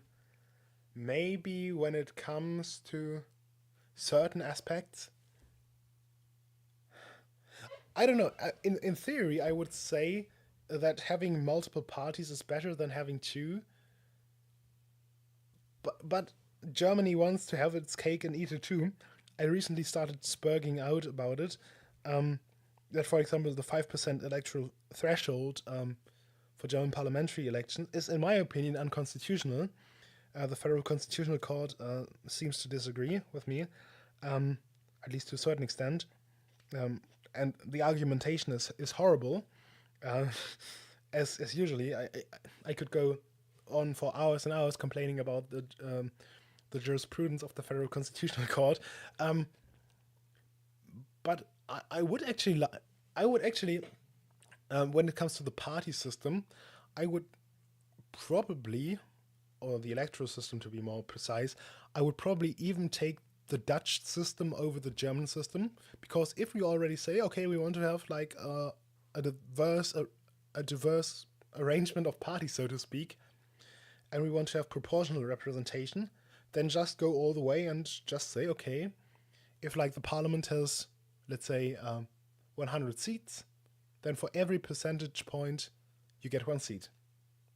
Okay, that's simple math, but I think it's just fair. It's I don't know, because now you have like a weird system where it's both.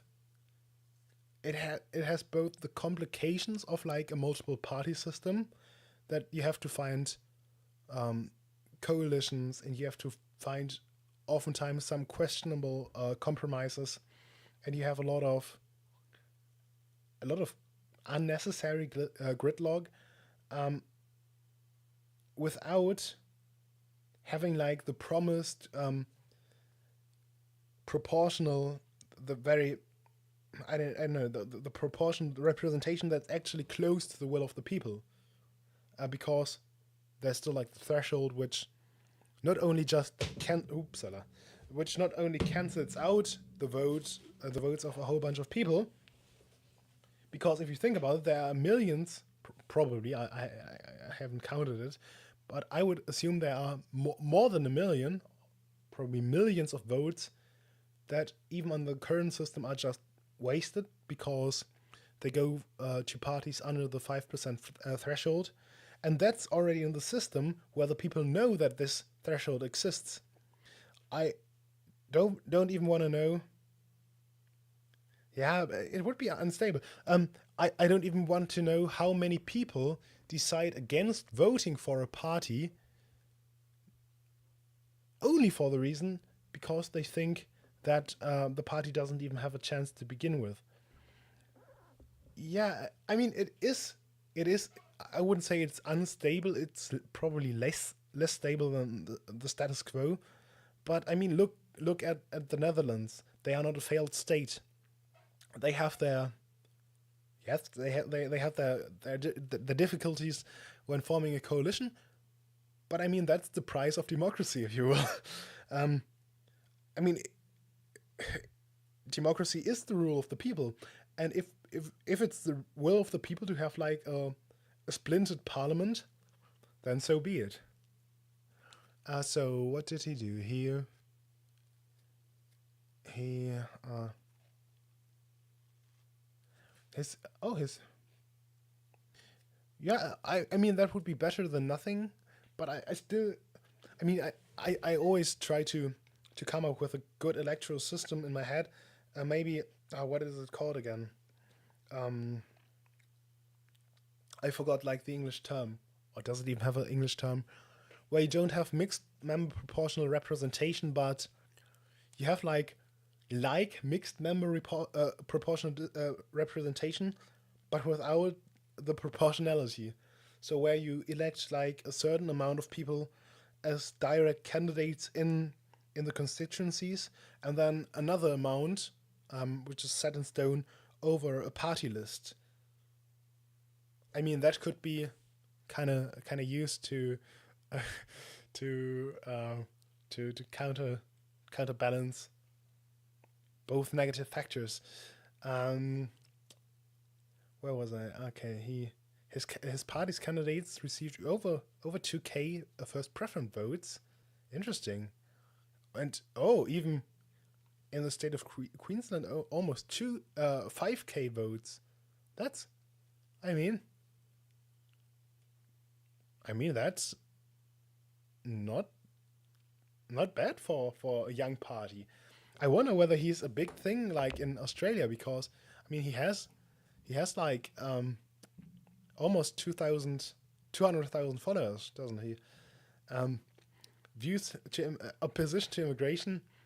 Um, he identifies as a Western civilization enjoyer. Oh, he's Günther Fehlinger, Günther Fehlinger's lost nephew. Um, and he released a video in which he walks around Melbourne CBD counting the number of bubble tea shops and Chinese real estate firm in Chinatown, referring to the UKification of Australia, a term a term used by the British far right to describe the supposed decline of the United Kingdom due to immigration. Yeah, the supposed decline. Okay, he's concerned about voting patterns of Indians. It is not needful to be concerned, sir. Do not redeem. Sorry. Okay, they overwhelmingly. I kind of want to see. Oh, they should have given us a reference for him. I want to see a video of Drew Pavlou walking through Melbourne and say, "Oh gosh darn it, another bubble tea shop. The West has fallen." Yeah, he's certainly someone. I mean, we started the stream going through this tweet like, uh, I mean, I kind of have it. You kind of got to hand it to him. He sometimes posts some bangers on Twitter. I mean, he can be funny, but he has something lol cowish about him. Um, it's Jova. It's Jova. The West has fallen. Millions are drinking bubble tea. I remember back in the day, back when I was young, that people were like talking about bubble tea causing cancer or whatever, and they were like, "Oh no, it's dangerous. I'm not gonna drink bubble tea." And I never drank it because I was scared. And then, like last year or so, I went to the supermarket and saw that they had like bubble tea, um, and I bought like a cup of bubble tea. And yeah, I mean, the taste was all right. Was actually quite enjoyable, but the price wasn't. Like I'm not spending that much money. It would have to taste a whole lot a whole lot better for me to pay like whatever it was, like I don't know, €3 or something. I ain't paying that much. Um, I mean, he's somewhat of a lolcow. Um, Trillions even. I would argue. I mean, this is like, I think he's self-aware to a certain extent. We read this post where he like cinematically tells the story that may or may not have happened. Like, I woke up at 3:30 a.m. to my roommate screaming. I immediately assumed there was a home invasion, jumped out of bed, grabbed hammer as weapon, prepared to heroically fight. This is what I trained for. The dream of every young man, fighting to defend the home. It's just lab. It's lab. Uh, it's kind of, I don't know. I don't know how self-aware he is. Okay, complete autism. Probably hits the nail on the head. Uh, I mean, he's self-aware, but no need to swear, sad. Okay, what's that? And I kind of have to wait now that I almost forgot, and we are going to scroll through the replies. I hope I find it. I cannot find it. But it was like one funny reply that I bookmarked on my other channel, on my other not channel, you know what I mean, on my other Twitter account. Here we go. Here we go. I hope the the audio isn't too loud. I'll have to check it, or too quiet.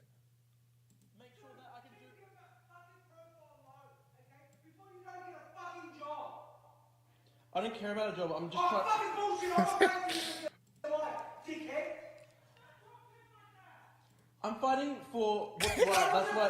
Just keep your fucking profile down before you won't get hired by anybody. I don't care about the squiggle line. I'm going Who's to. gonna pay for you for Andrew? I'm gonna be fine. I'm protesting tomorrow. Ah, gosh darn it, get your feet off my feet. You know, your feet off my feet. I'm protesting tomorrow, and I make my own money through tutoring. Thanks. Bye.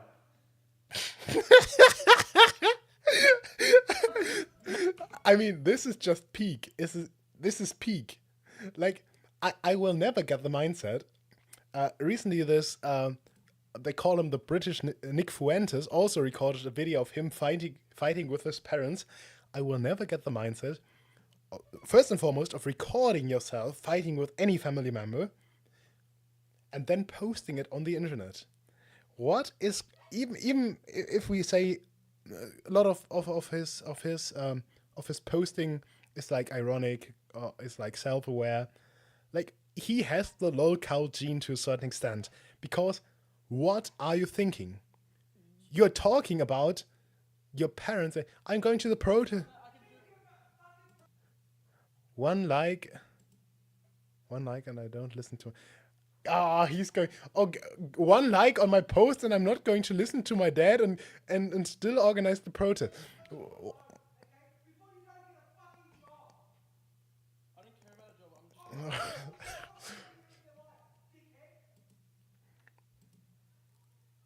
I'm just trying. And the mom in the background, don't talk to him like that. But what is going on? Why would you post this on the internet? Seriously. What happened to shame? What happened to shame? What happened to not bring shame upon your family? You are bringing shame on the family name, Drew. You're posting your else, you're not just posting your else, you're recording your parents who are being concerned because you, instead of focusing on like getting your freaking degree, like glass house, stones and whatnot, instead of focusing on your freaking degree, you're organizing protests and whatnot. Get a grip. Get a grip, sir. Sir, get a grip. Like this is just not even Drew's family likes him. Brutal, brutal, brutal. The people are really mean to him. That's the truth, Nuke. That's the truth, Nuke. I hope that he's around for decades. I mean, that's the part of the lol cow. You can always get fresh lols out of its utters, whatnot. Where was I?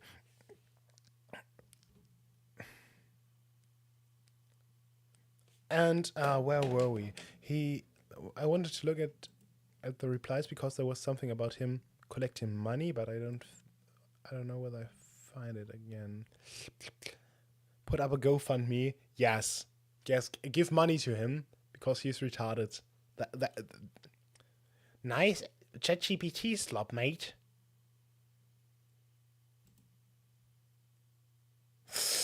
Ah, Chat, is that ChatGPT? You're not being persecuted. You lost the legal case. That happens. The system didn't single you out. You just don't like the outcome. If you've exhausted, okay, it kind of sounds like AI, doesn't it? It kind of sounds like AI.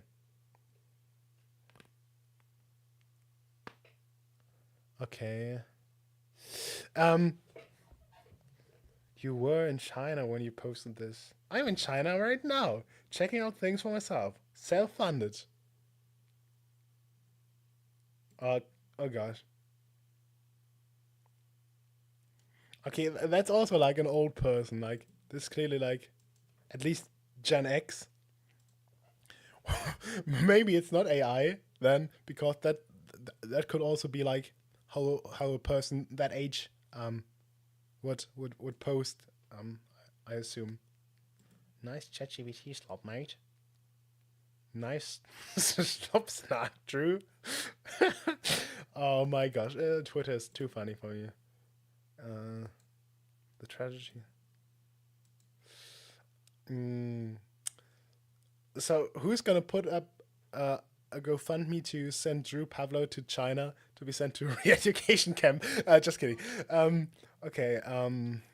I wonder what would happen if he traveled to China because he's kind of being uh, hostile towards China in a relatively public fashion. But I don't.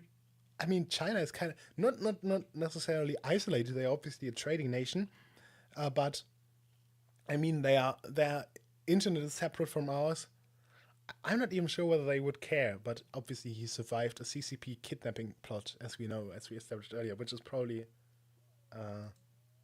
do it, Drew. I would donate. Actual. Oh no, is that a bot? Is that a bot?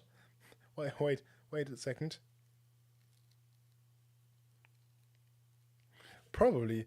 I will probably have to check it out, but I kind of I kind of need to change my recording for a moment because I want to check it out.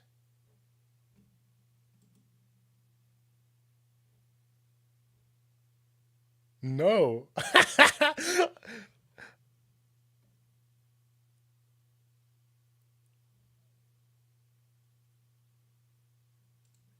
It doesn't seem to be a bot. And if it is, it's not a you know what bot. So I could have clicked on it. Do it, Drew. I would donate actual cattle. This is cattle. This is why, you know, actual cattle mindset. Come on. That's not necessary.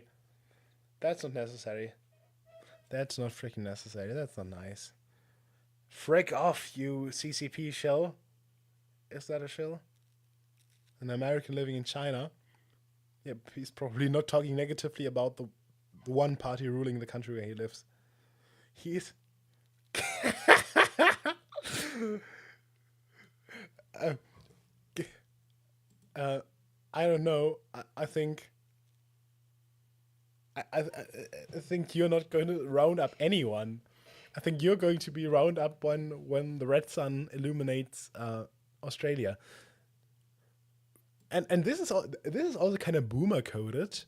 When I win, he talks like how I talk. Ironically, I like to say, if I were federal chancellor, I would do it like this. But obviously, it's like a running joke. It's like how they're talking about there are like 80 million German national football team coaches, you know, who all know how to do things better. You just went. Oh my gosh, they are all. This is like cringe on cringe violence. And he's getting ratioed by a friggin' commie. Gosh darn it, Drew. You're cooked. You're cooked. You're cooked. Walk this back. That's insanely indefensible. You just went down 10 notches in my book. Oh, gosh. Gosh. Nigga, when the communists win, we are going to do we're going to do the impossible. Give you a job. I kneel. I kneel. I kneel. I kneel. I kneel. I kneel. I mean, that's. I probably don't agree with this person on a whole lot of stuff, but that's a banger right here. You sound like an authoritarian communist to me, Drew. It's retard and retard violence here. Ah, yes, the liberal tolerance. Oh, didn't he used to be a liberal? But I heard that he's now some sort of tanky. Oh gosh darn it! Is that really necessary? Don't be so harsh on Germany. Just kidding. Just kidding. Just kidding. Just kidding. LMAO. I'm just going to read funny tweets. Oh, God. See, that's what I mean. That's another soy on soy violence. And this meme here, this what is it? GI something. That's also like cringe TikTok slop. GI Robot GI robot. I don't know. I forgot skull emoji. Or that's what I mean. Like on Twitter, you often have like the situation where it's like, um, the two retards fighting meme. Like, at least come on, at least he's being funny, and the one over there with giving you a job like you're getting raped. That's at least somewhat funny. But I reported you for violent speech. It's not even violent. You're gay. And so is Drew, but not literally, but figuratively. Um, that's true. He's not doing anything. The raped. That's true. That's very. I'm very scared on Twitter to open. Uh, I'm sorry. Oh, but it's hashtag money, hashtag success, hashtag rape. I think we've gotten ourselves an expert here, don't we? Um, don't we? I quickly have to write. Wait a moment.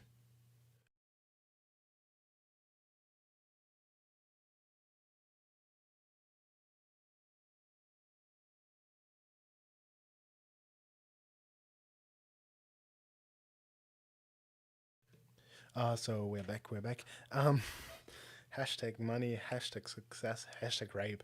Um, um, um, um.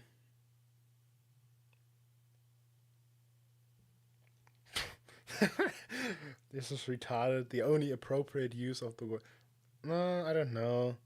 I don't know. There are a whole bunch of usages for that work. For that word. Um, um, um, um, um, um. Is there anything? Oh, that's what I mean. Learn the definition of rape. That sounds something like the rape would say. Not gonna lie. Hi Drew. That's not being raped. Hi Drew. Reddit spacing. That's not what being raped is. Human plus disability rights activist. Boishi Diva, trans rights equals human rights. Disability consultants. Souls are my own. Sim, I am Antifa. You see, that's what I mean. That's like soy on soy violence. Shut it down. Shut the cringe down. Where was like the rounding up? I forgot. I forgot. Um, did we went through all the replies? This is indefensible. That's what I mean. The Goyima people too. No, they are cattle. They are cattle. They are cattle. We are all cattle, aren't we? Got even round up 23K. Okay, we already went through that. Is there anything more funny? As I said, I'm always scared because I don't want, like, for example, an ecking Wojak to get my stream raped. True. Rape, Drew Pavlou. The raped gay guy award. You should appeal to a higher court. That's also like very boomer coded. Um, mm.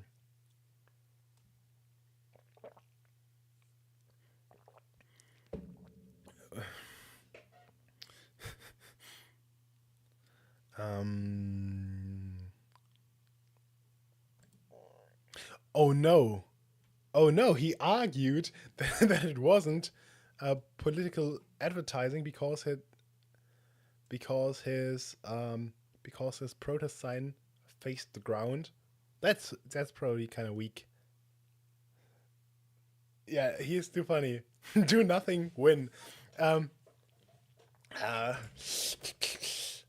where's my meme? Where's my meme? Where's my? It's not my meme. This is my honest reaction when Drew Pavlou gets shipped to a re-education camp in Xinjiang. Um, just kidding. But I mean, he's kind of he's kind of like a weird creature, you know. Uh, He's like the semi self aware lol cow. So he knows that he's kind of lol cowy, and sometimes he plays into it, but there are moments where it just shines through that he's actually kind of lol cowy, if you know what I mean. I'll support your U.S. Asylum case. Yeah, I bet you do. I bet you do. Thank you for the what's his banner now? Lee Kuan Yew. Okay. You need bit. Is that a bot? Is that a real person? It's probably a real person. LMAO. Some weird Aussie forward. So what you're telling me is that ever since China took over Hong Kong, it somehow still is preferred. Who said that?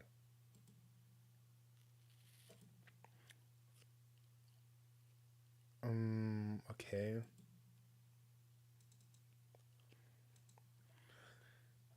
We may have milked the whole thread dry. You should have yelled Allahu Akbar. Is that how it's spelled? I'm not sure. You should. Okay. At least you'll lose some weight this way. Look at that belly of yours. Grifting has already taken you far. It's true. It's true. He could lose a couple. He could lose a couple. Our country is a disgrace.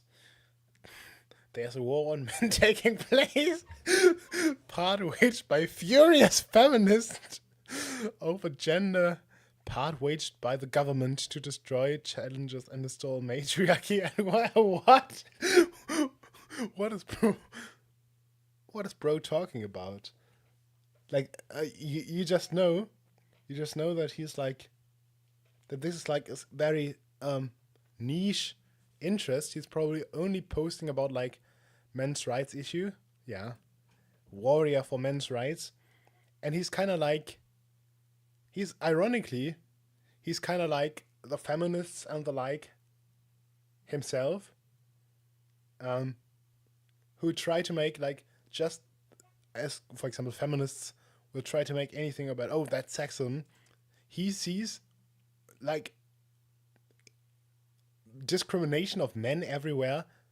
Like I don't think that Drew Pavlou is being raped because he's male. In fact, no, let's keep it like that. Every choice. Look at this. The people can't. No one can spell properly. Every choice have its consequences. This is your has, not have. Gosh darn it. I would have left for the US as soon as the death threats. Oh gosh. Oh no. Poor Drew. Another drink. Yeah, you know.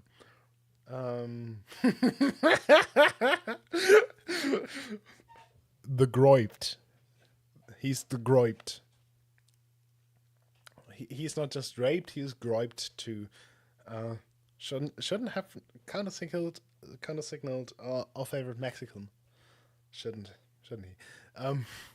Should have paid the fine when he first got it. This is what I mean. Like, look at this person. Look at this person right here. Look at this person. I don't know. Can I click on this?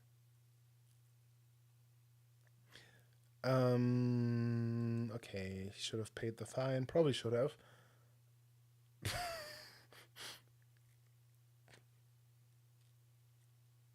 Yeah, he's a grifter. Yeah, he's kind of a grifter. But I don't know whether he's smart enough to grift effectively. I mean, at the end of the day, he might be able to get his fine paid by his cattle followers, but I don't know whether he's gonna make any profit of this endeavor.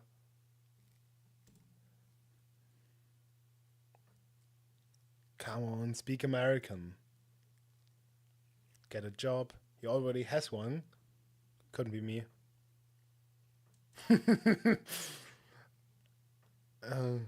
Get you keep voting. Look, that's what I mean. One person more retarded than the other. Let me bet. That's like some kind of libertarian who thinks that socialism is when the government does stuff.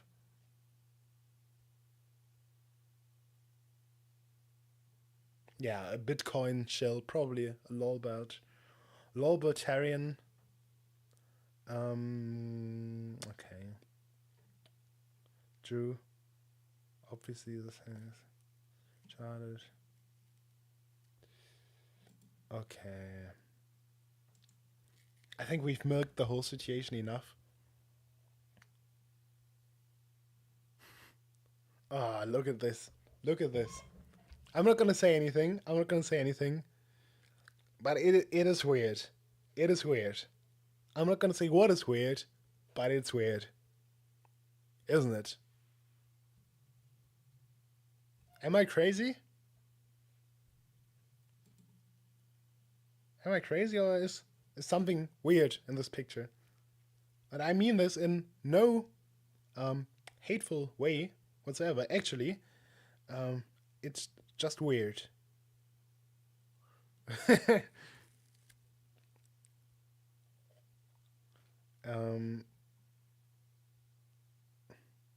Okay, prosecute. Oh, I'm gonna krill myself. Look at this.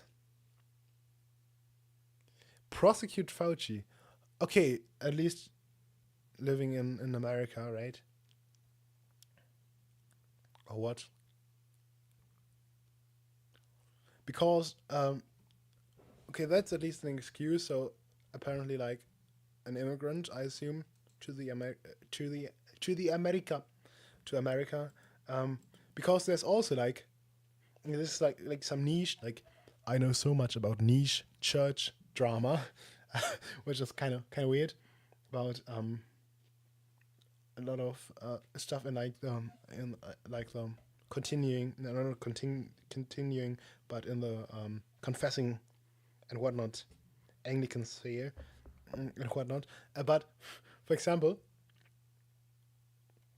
there's this one woman from England who's like a follower of one of these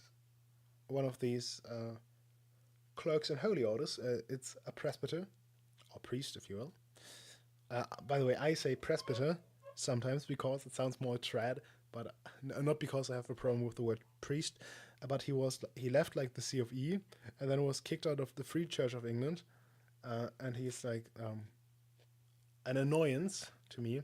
And one of his followers is like this woman in England who I assume is English, and she has like the logo of the Republican Party, the elephant, as her. Gosh darn it! Gosh darn it! I'm my throat is dying. Of the Republican Party as her profile picture, and has like something about Trump in her bio. Like, you're not American. You're like British, in it. Yeah, have you tried apologizing to the Greifers?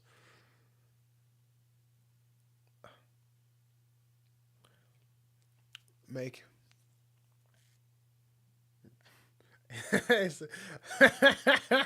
I'm planning to move to Brisbane, Drew. Any recommendation on good suburbs? Oh my gosh. Come on. You can say about Nick Fuentes what you want, but he doesn't deserve the comparison to Drew Pavlou. Yeah, apparently he used to be like a neocon or something like that. I think.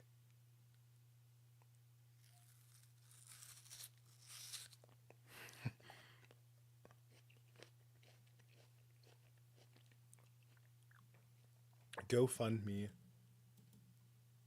Is that? Oh, that's just general GoFundMe. I thought maybe. Okay. My honest reaction. Is there anything new from Drew? If not, the Drew Pavlou Freedom Society. Yeah, thanks for watching. I'm gonna end at least a segment, probably the stream too, in a moment, so you're not really missing anything. Um,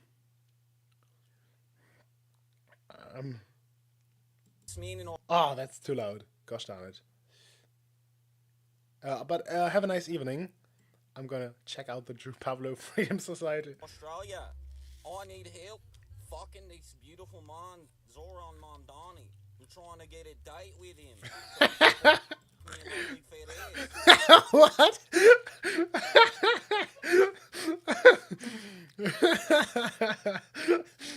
That's not funny. That's not funny.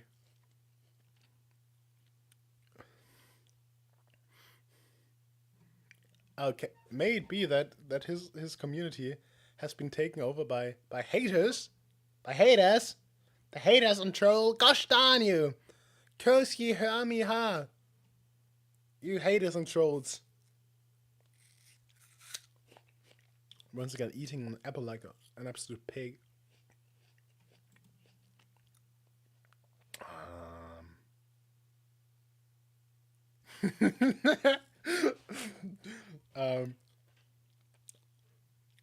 Yeah.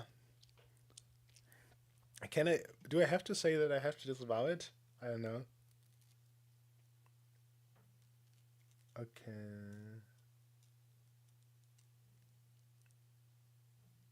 Okay.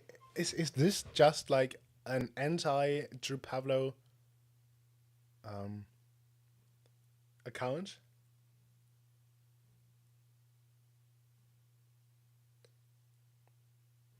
Okay, there's not a lot going on here. I volunteer. Okay. Okay.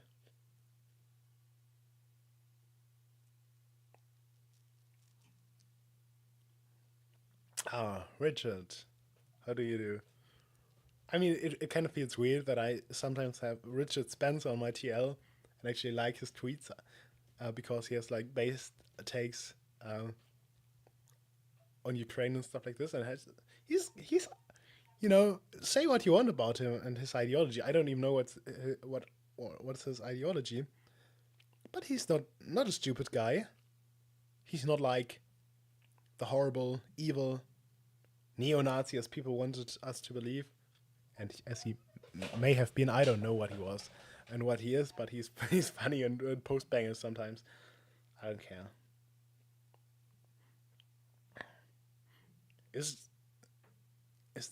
Are there actual fans?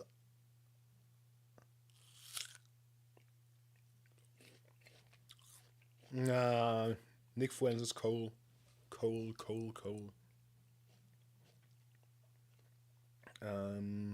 Tag yourselves.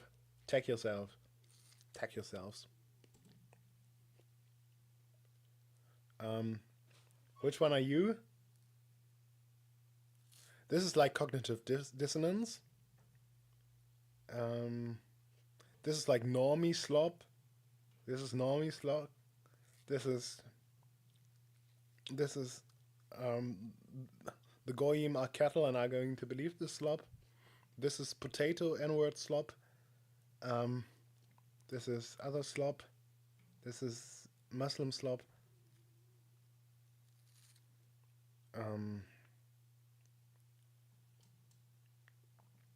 I don't know. Oh, please don't put the sun on my TL, on my stream at least.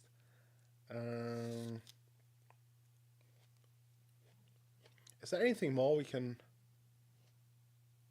I want to take a second to say, free Palestine, free Congo, free Sudan, free Yemen, free Hawaii, free Guam. Beyond a ceasefire, we need an end to the occupation. It's deeper than this. I need everybody that's here right now, everybody that's watching, to step up, to use their voices. I'm not a public speaker. I'm a And honestly, this is like what I hate. I could 100% agree with this person. I certainly do agree on certain parts of that speech, but it's just normie slop. I hate when people. I honestly hate it more. Like, I don't even agree with most of what she said. Like, okay, I kind of agree with Free Hawaii because I want like them to have like an Anglican state church again, and Free Palestine. Obviously, what's happening there is certainly worth a consideration. But like Free Congo, Free Sudan, Free Yemen, from yeah, it's kind of. I'm not even disagreeing, but it's just like, there's like no earnestness behind this statement, and not even no earnestness. I don't mean that she's like grifting. I mean like maybe the right word of putting it. There's no deeper understanding behind it. She just says words and doesn't know what she means by that. Essentially, maybe that's because she's a woman. Just kidding, just kidding, just kidding. We love women, don't we, folks? We love women. Obviously, Free Hawaii from what? Obviously from republicanism and secularism. That's what we mean. We need a Hawaiian kingdom with an Anglican state church. That's what we need. Now I'm a Republican.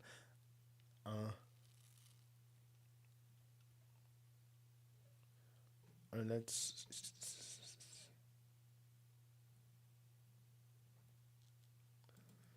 Drew Pavlou has gone woke and supports women driving cars. I cannot stand by this. I cannot stand by this.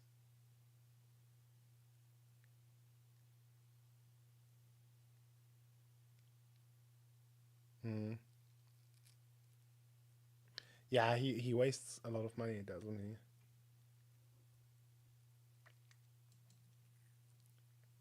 What was it again? The line?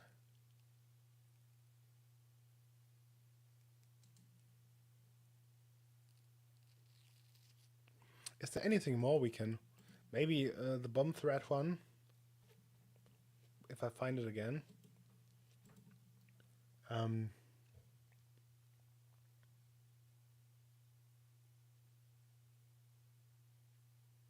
He's quite young here, isn't he?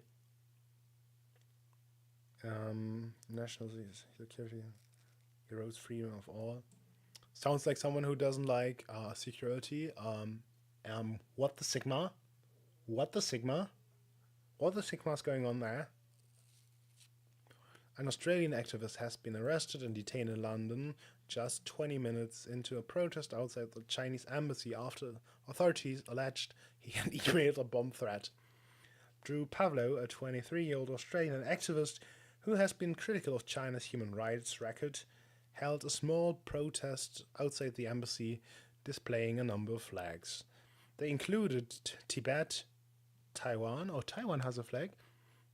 Of Taiwan province of China, I assume.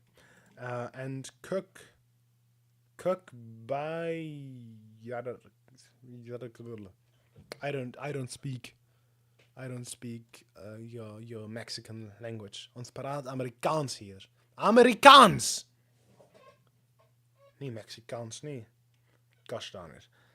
He had intended to glue the flags to the gates outside the embassy, a similar tactic used by Extinction Rebellion. 20 minutes into his protest, police arrived and arrested him, with officers alleging that Mr. Pavlou had emailed a bomb threat to the embassy. Now I'm curious.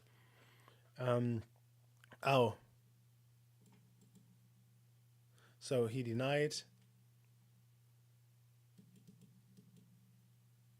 How can I open this? He denied the accusation and said that it was an imposter. Or what? Yes. He spent almost a day in a cell because an imposter imposed himself as Drew and made a bomb threat. I almost said a rape threat. And that's why he was arrested. Oh, that's outrageous, isn't it? I was shocked. I thought someone was taking the piss. Okay.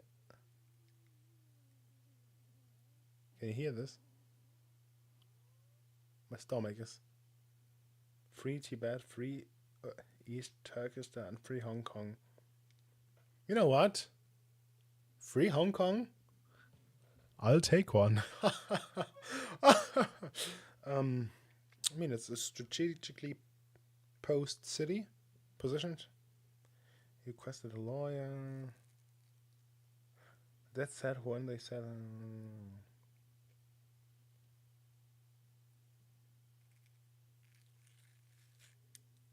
What? Now that's crazy. That's crazy. And that's actually outrageous. Because say what you want about me, but I believe in the I knew what it was in Latin. I'm sorry. The only right of like a criminally accused in Latin that I still know is like ne bis in idem. But what was it again? Ne blah blah blah. So the right to remain silent, which is actually a shortening of a larger saying,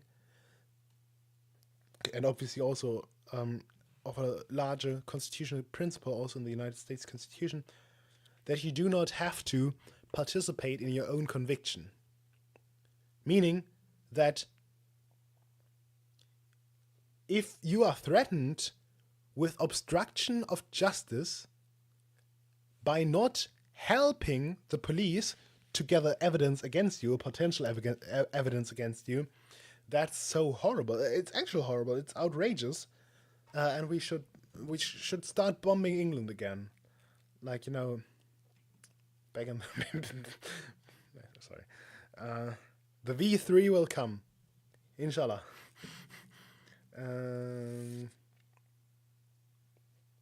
They advised him with not leaving the country. Why that? If someone advised me not to leave the country, if I'm in a foreign country where I'm being accused of like a criminal offense, then I would leave the country.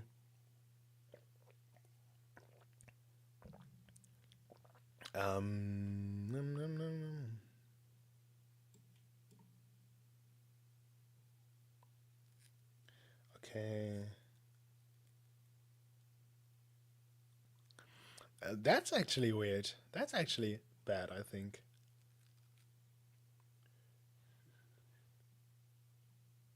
Okay.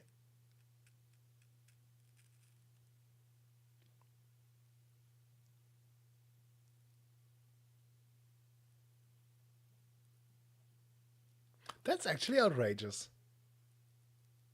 If that happened as such. And to be fair, like I'm not like ACAB pilled or whatever, but I'm kind of skeptical of the police to a certain extent. Like, you know how it is. Like, free Drew Pavlou in this situation. Otherwise, hashtag rape Drew Pavlou. It do be like that, Mr. Pavlou. What's his name again? Pavlou. I don't even know how to pronounce it. I'm horribly ignorant. I'm such a horrible, racist, ignorant, retarded pig. I can't even. Pavlo or Pavlou? Or Pavlau? I have no freaking idea.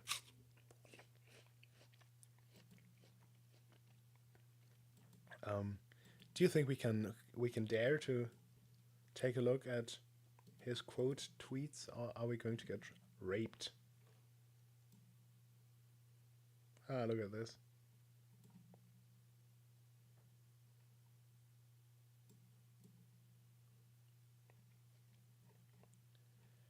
I am so scared right now.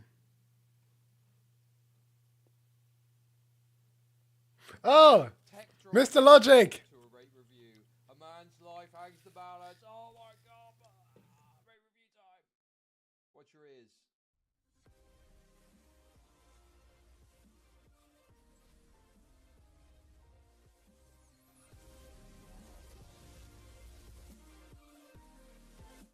This went from tech drama to a rate review.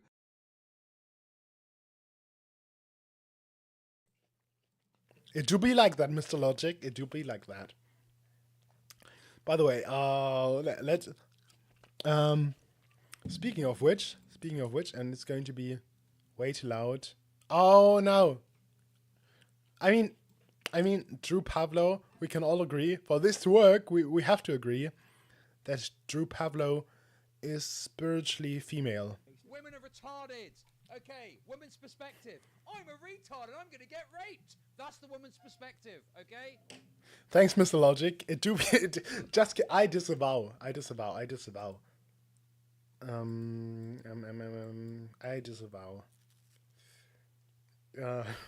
You have a spending problem, Drew. Yeah, probably. I just I just bought a giant German mouse statue.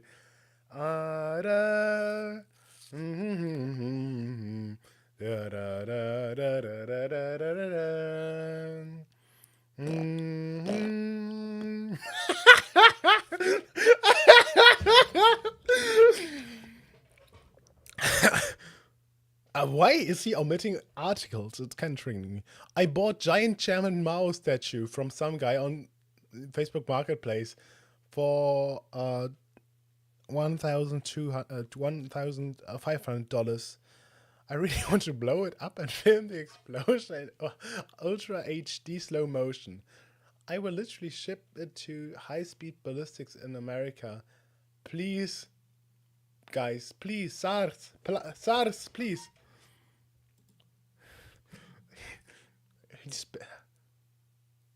Oh my gosh.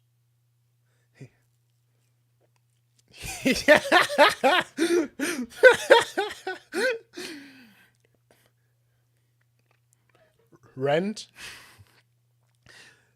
$900 per week.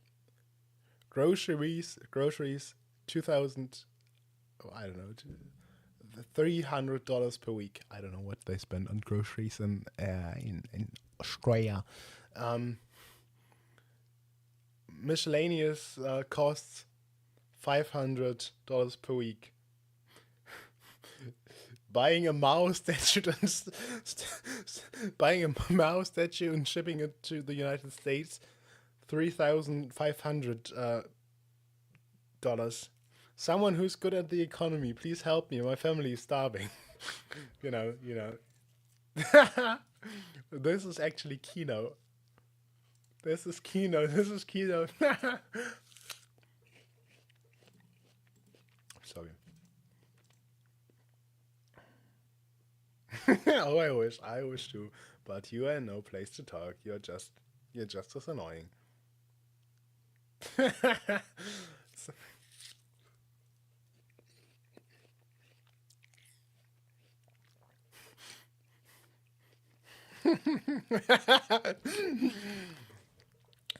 If I were Australian, I would vote LMP just for these great patriots to put Drew Pavlou in his place.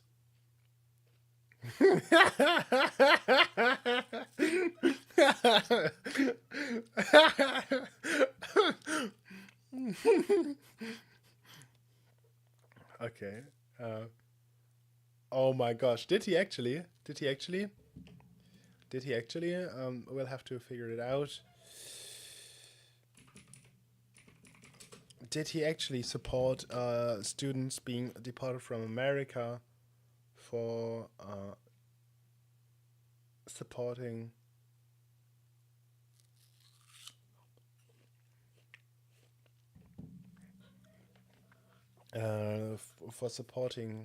Palestine? That would be very zogged.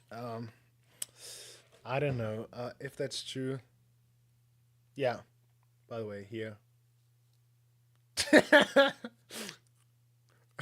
Learn the law of Queeman. Do I even follow Queeman? I don't follow Queeman here.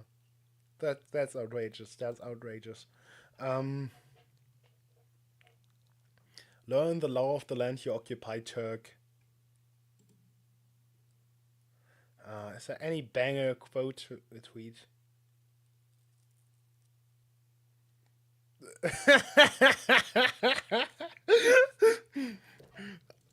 That's not funny, isn't it? Is it? Please help! I'm being raped as she speaks. I don't know why, but I suddenly could finally imitate and they are all raping him.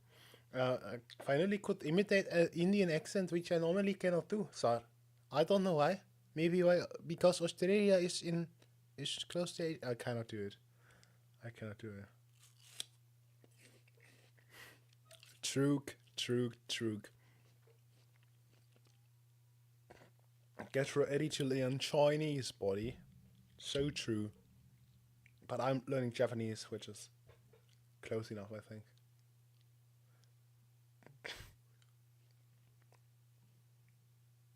I have a funny Trump Chinese post, but I can't find it. The raped.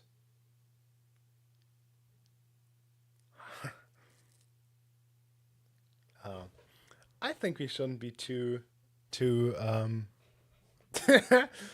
mean. I mean, a bit of light-hearted fun, but I don't actually want him to be homeless or something. Or the norm-white cattle. Yeah.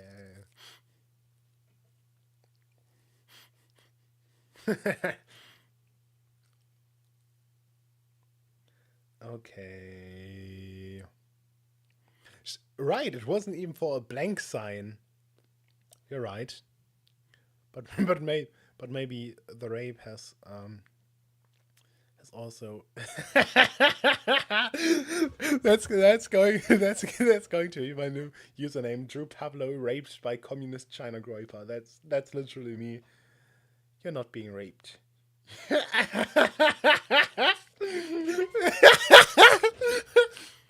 You are absolutely disgusting, Drew. You are not being raped. You know full well that you are not being raped. Delete your account and retire. You are not being raped. Is he saying that having to pay his court costs is akin to being raped? You're gay. That's what I mean. It's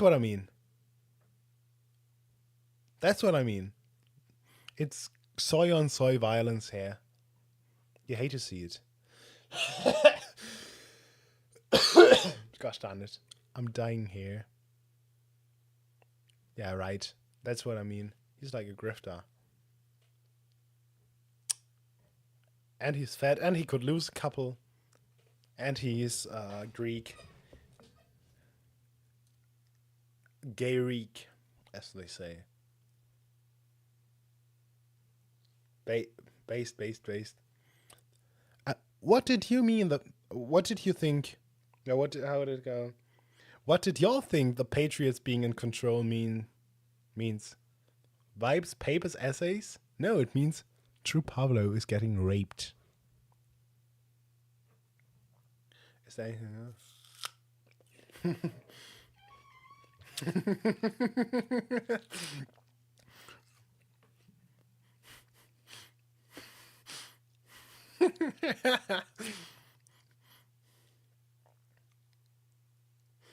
It's so funny.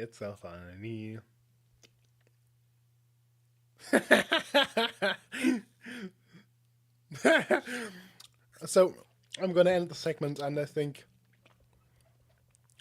Drew Pavlou should just double the fine or give it to the next person.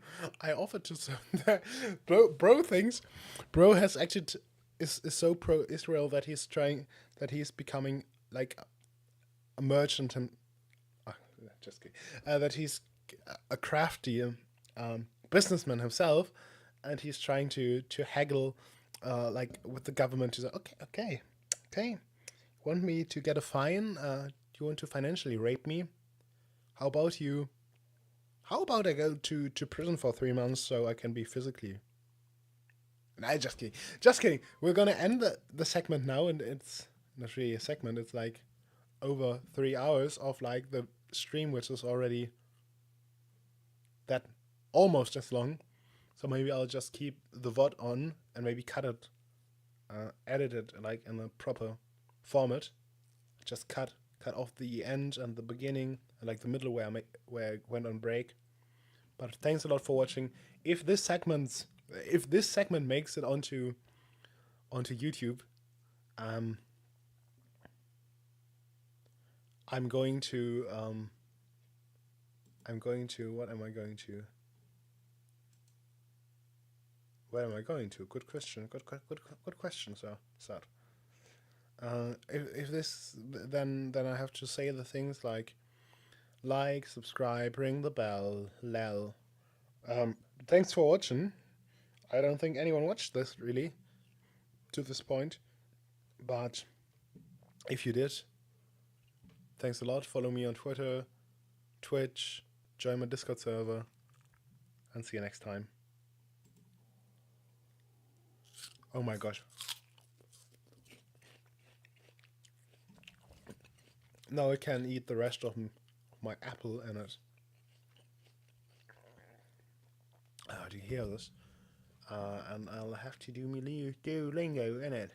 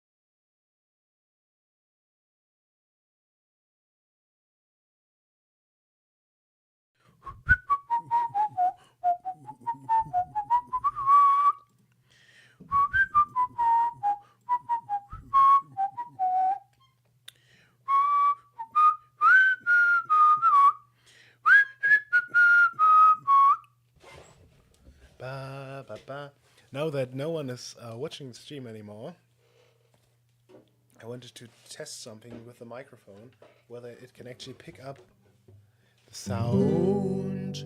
Australians, come let us rejoice, for we are young and free. We've golden soil and wealth for toil. Our home is good by sea. Our land abounds in nature's gifts of beauty rich and rare. Through history's page let every stage advance Australia fair. And so on. As I know my luck, probably someone just tuned on the stream and then hopefully turned it off again. But I think it just sounds nicer.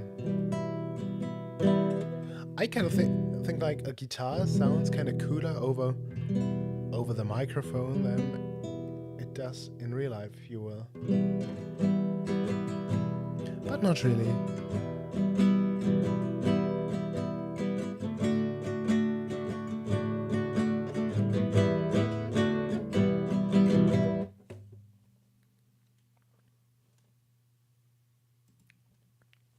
You know how I just played Advance Australia Fair? I just really love to just try to figure out the tab, no, not the tab, the chords of like a song, like just from listening to it. And sometimes I'm being a bit unprecise. But I remember how I probably think the easiest chord to play is E minor, because it just needs two fingers at the same height, right next to each other, And the second chord I learned was D major. And so I was able to play Spore van onthoud, spore van herleef, spore van erkenning, and spore van belief, and so on. That was like the first thing I could play. And then soon I also learned the G and the C, and then I already could play the whole song. Van Kapstad naar die noorden, die toekomst hen gedra. Die sporen spel die woorden, ons voor jou Zuid-Afrika. So I already could play the whole song, and I still can't play all the chords, and I probably shouldn't have this open while just talking about something completely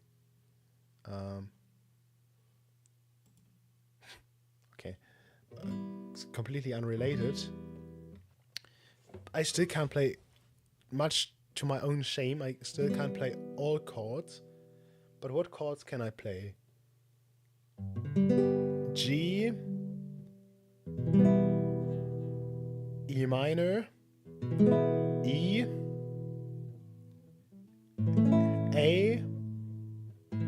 A minor, C, D, D minor. And I think I really need to someday learn to play like the B and the F, but it's like weird because you have to block like the entire.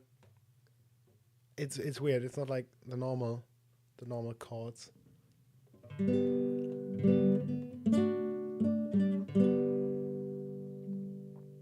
And I was recently, and sometimes I'm not sure what chords to play. For example, I recently wanted to play Du gamla, du fria, du fjällhöga nord. Du gamla, du fria, du fjällhöga nord. And so on. But I think when it came to like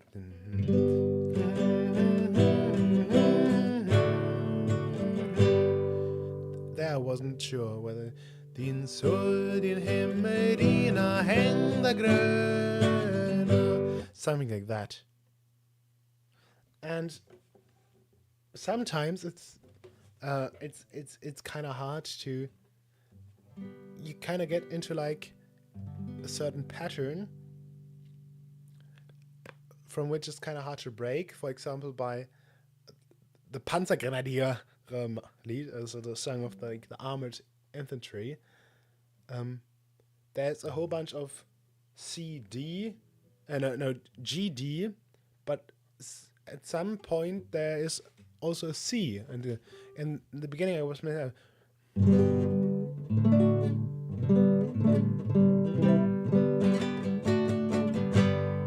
hear? G, D, G, D, G, D, no, G, D, G, D, G, C, G, D, G, G, G, G, G, D, D, D, D. Von Panzergrenadieren überrannt. And something that was also kind of challenging to me was like the shift from the D minor,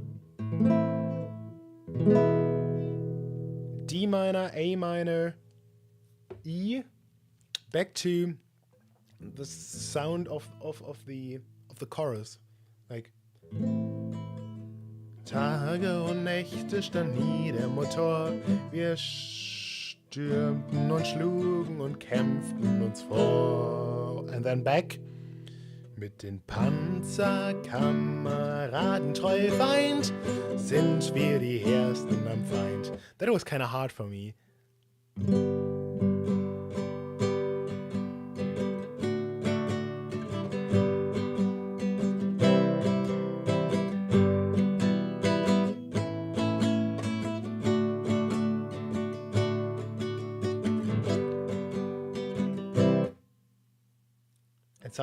Sometimes I wonder how easy it is to guess the right song just from the chords. I'm not too sure. I mean, it's much to think about, isn't it?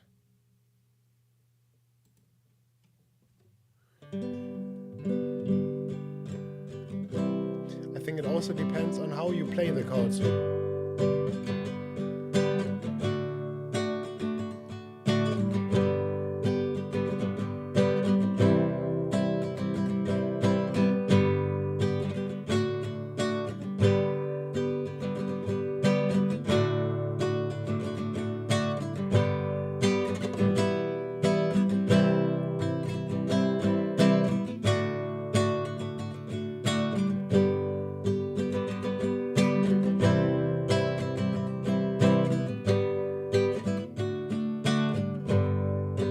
I don't know. I'm just doing this so that I can listen to my own recording. I'm not sure whether you can actually guess the melody. Welch Freund ist unser Jesus und wie hoch ist er erhöht. And so on. Because one of my mutuals posted recently this.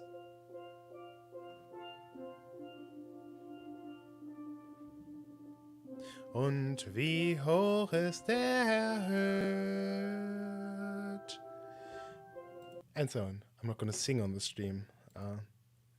Absit. I don't even remember how it's translated.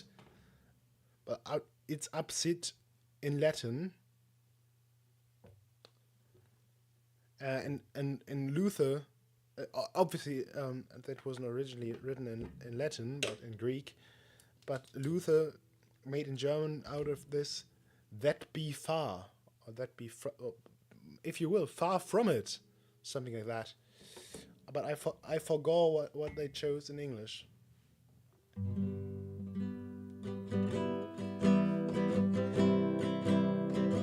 I remember how I played this song so much.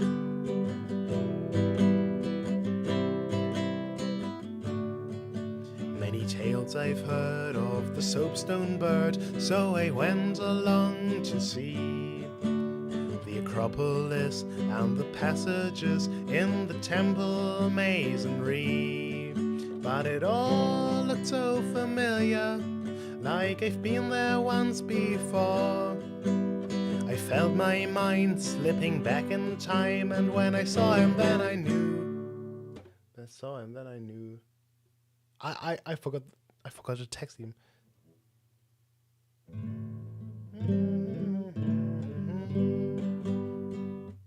That's a banger. That's a banger. And by the way, the guy who wrote this follows me on Instagram. At least last time I checked. I remember. I used to listen to so much Rhodesian music, but I don't know much more.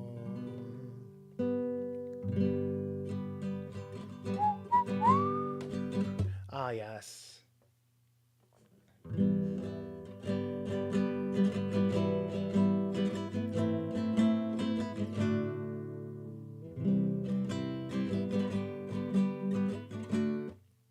I should play more guitar again. But not on stream, not where anyone can hear it. But luckily, I mean, that's essentially the same because no one's watching the stream, which is nice. And I can just play around with my microphone a bit.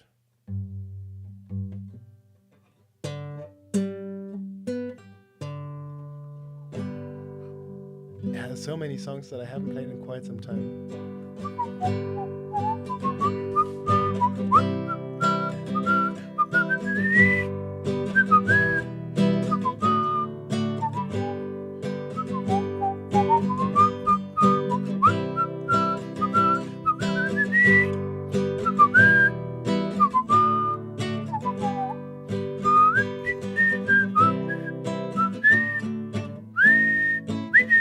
That's how it went. I think I'm whistling Dixie. So many bangers that I haven't played in quite some time. Should I one day maybe do a music live stream. Do you think anyone would watch it? I mean, I'm not a good musician or anything the like, but it would be fun. TV screens of my memories show static waves of apathy. I'm a broken piece of what I used to be. I lost my mind when I was lost in dreams. I'm wide awake, but I can't wake up. I hear you loud and clear, but you might break up. 'Cause this isn't real, I don't exist. Turn off, tune out before you lose it. I'm an MK Ultra victim. There's poison in my system. And so on. So many bangers that I haven't played in quite. Should I do a music stream one day?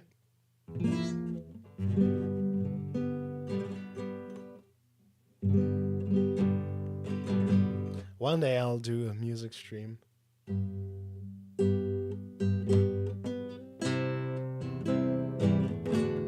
But I'm not sure whether on Twitch or on YouTube.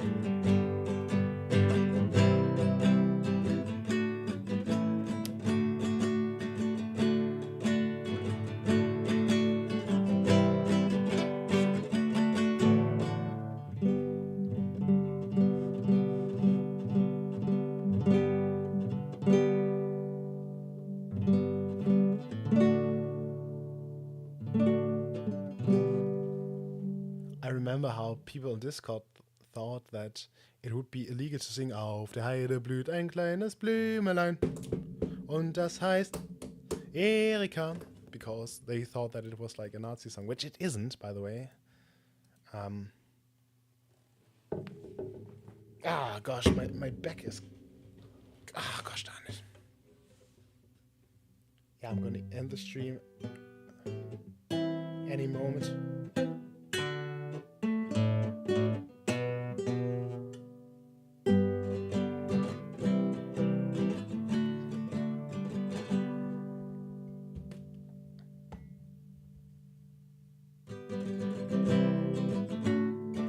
I remember one Easter song I played so much, I don't even know why.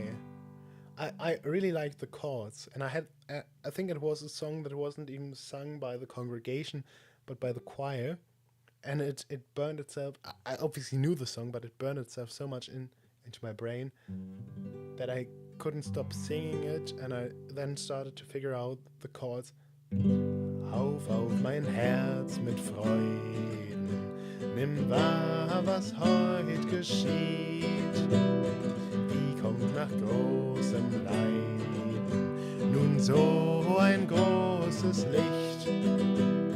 Mein Heiland war gelegt, da wo man Hohnsinn trägt, wenn von uns unser Geist gen Himmel ist gereist. I just really love the melody and the chords and these.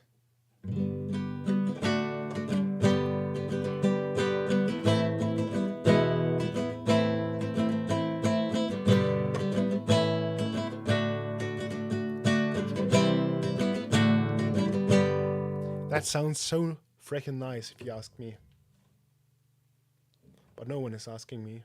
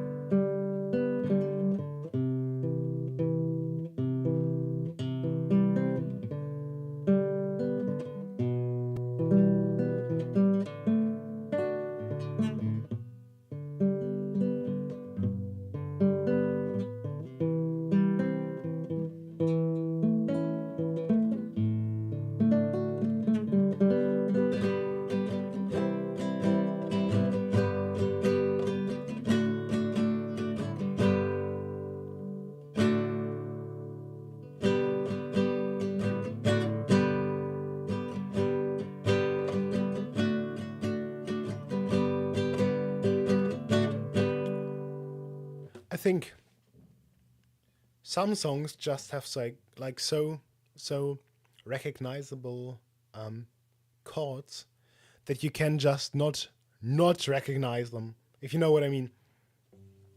And especially like in some older songs, they're almost impossible to play. There's almost for every actual note you sing a chord. Like, a mighty fortress is our God. And I played like way more chords than you would in normal songs. And I already skipped like half of them that you would actually get in like a chord sheet. A mighty fortress is our God. A bulwark never failing. Our helper he amid the flood of mortal hills prevailing. You know what I mean? And I think if I were just to play the chord,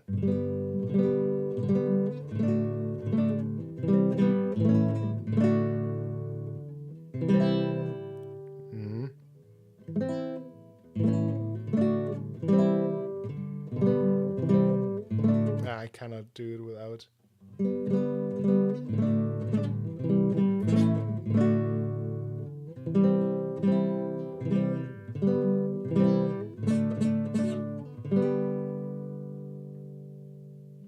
I think that's way easier to. I almost knocked over my XLR mix. It's way easier to figure out the song. I'll try to just play another song.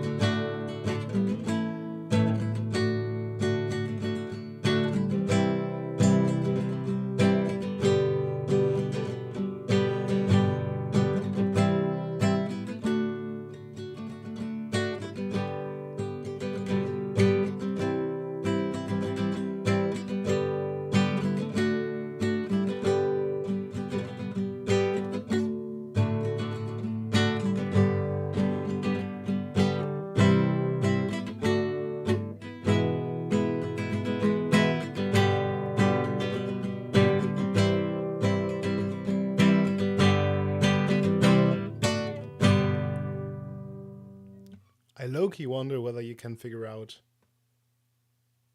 that song. Speaking of songs, have you recently seen that I actually released the song that luckily no one watched or no one listened to on Twitter? It's like a parody of a South Tyrolean,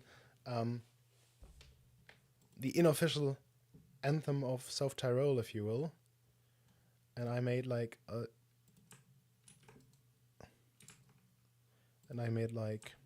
is it that? I made like a German colony themed parody of it. I hope no one is gonna watch it because it's cringe.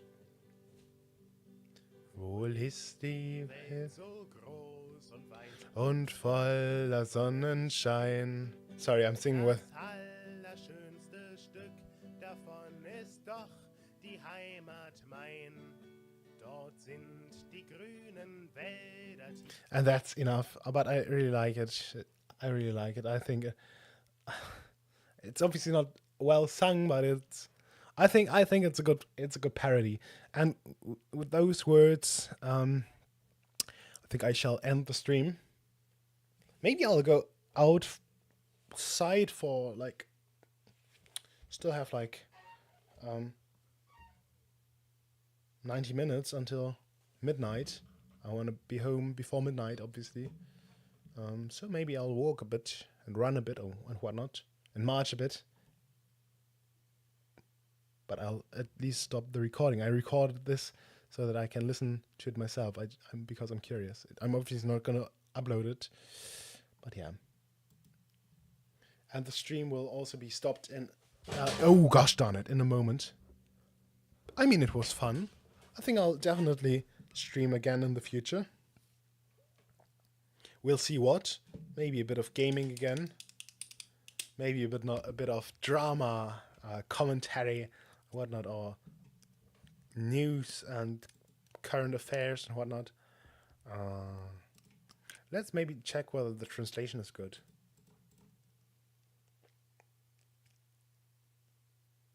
So true. Though I would translate it obviously as, I think it's more commonly ran it as Orange River.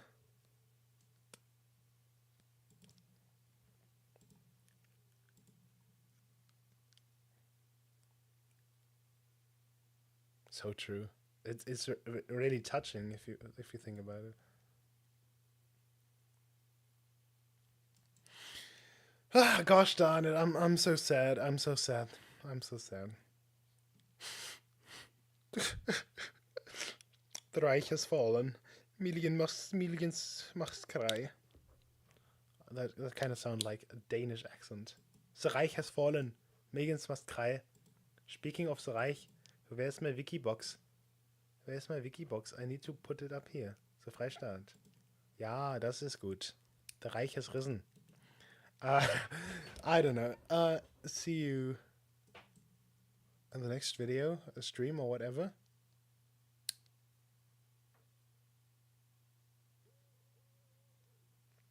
Sayonara. That's not actually what they say. They say ja ata. No. Ja mata. Nah, I forgot. Something like that. That's the proper Japanese.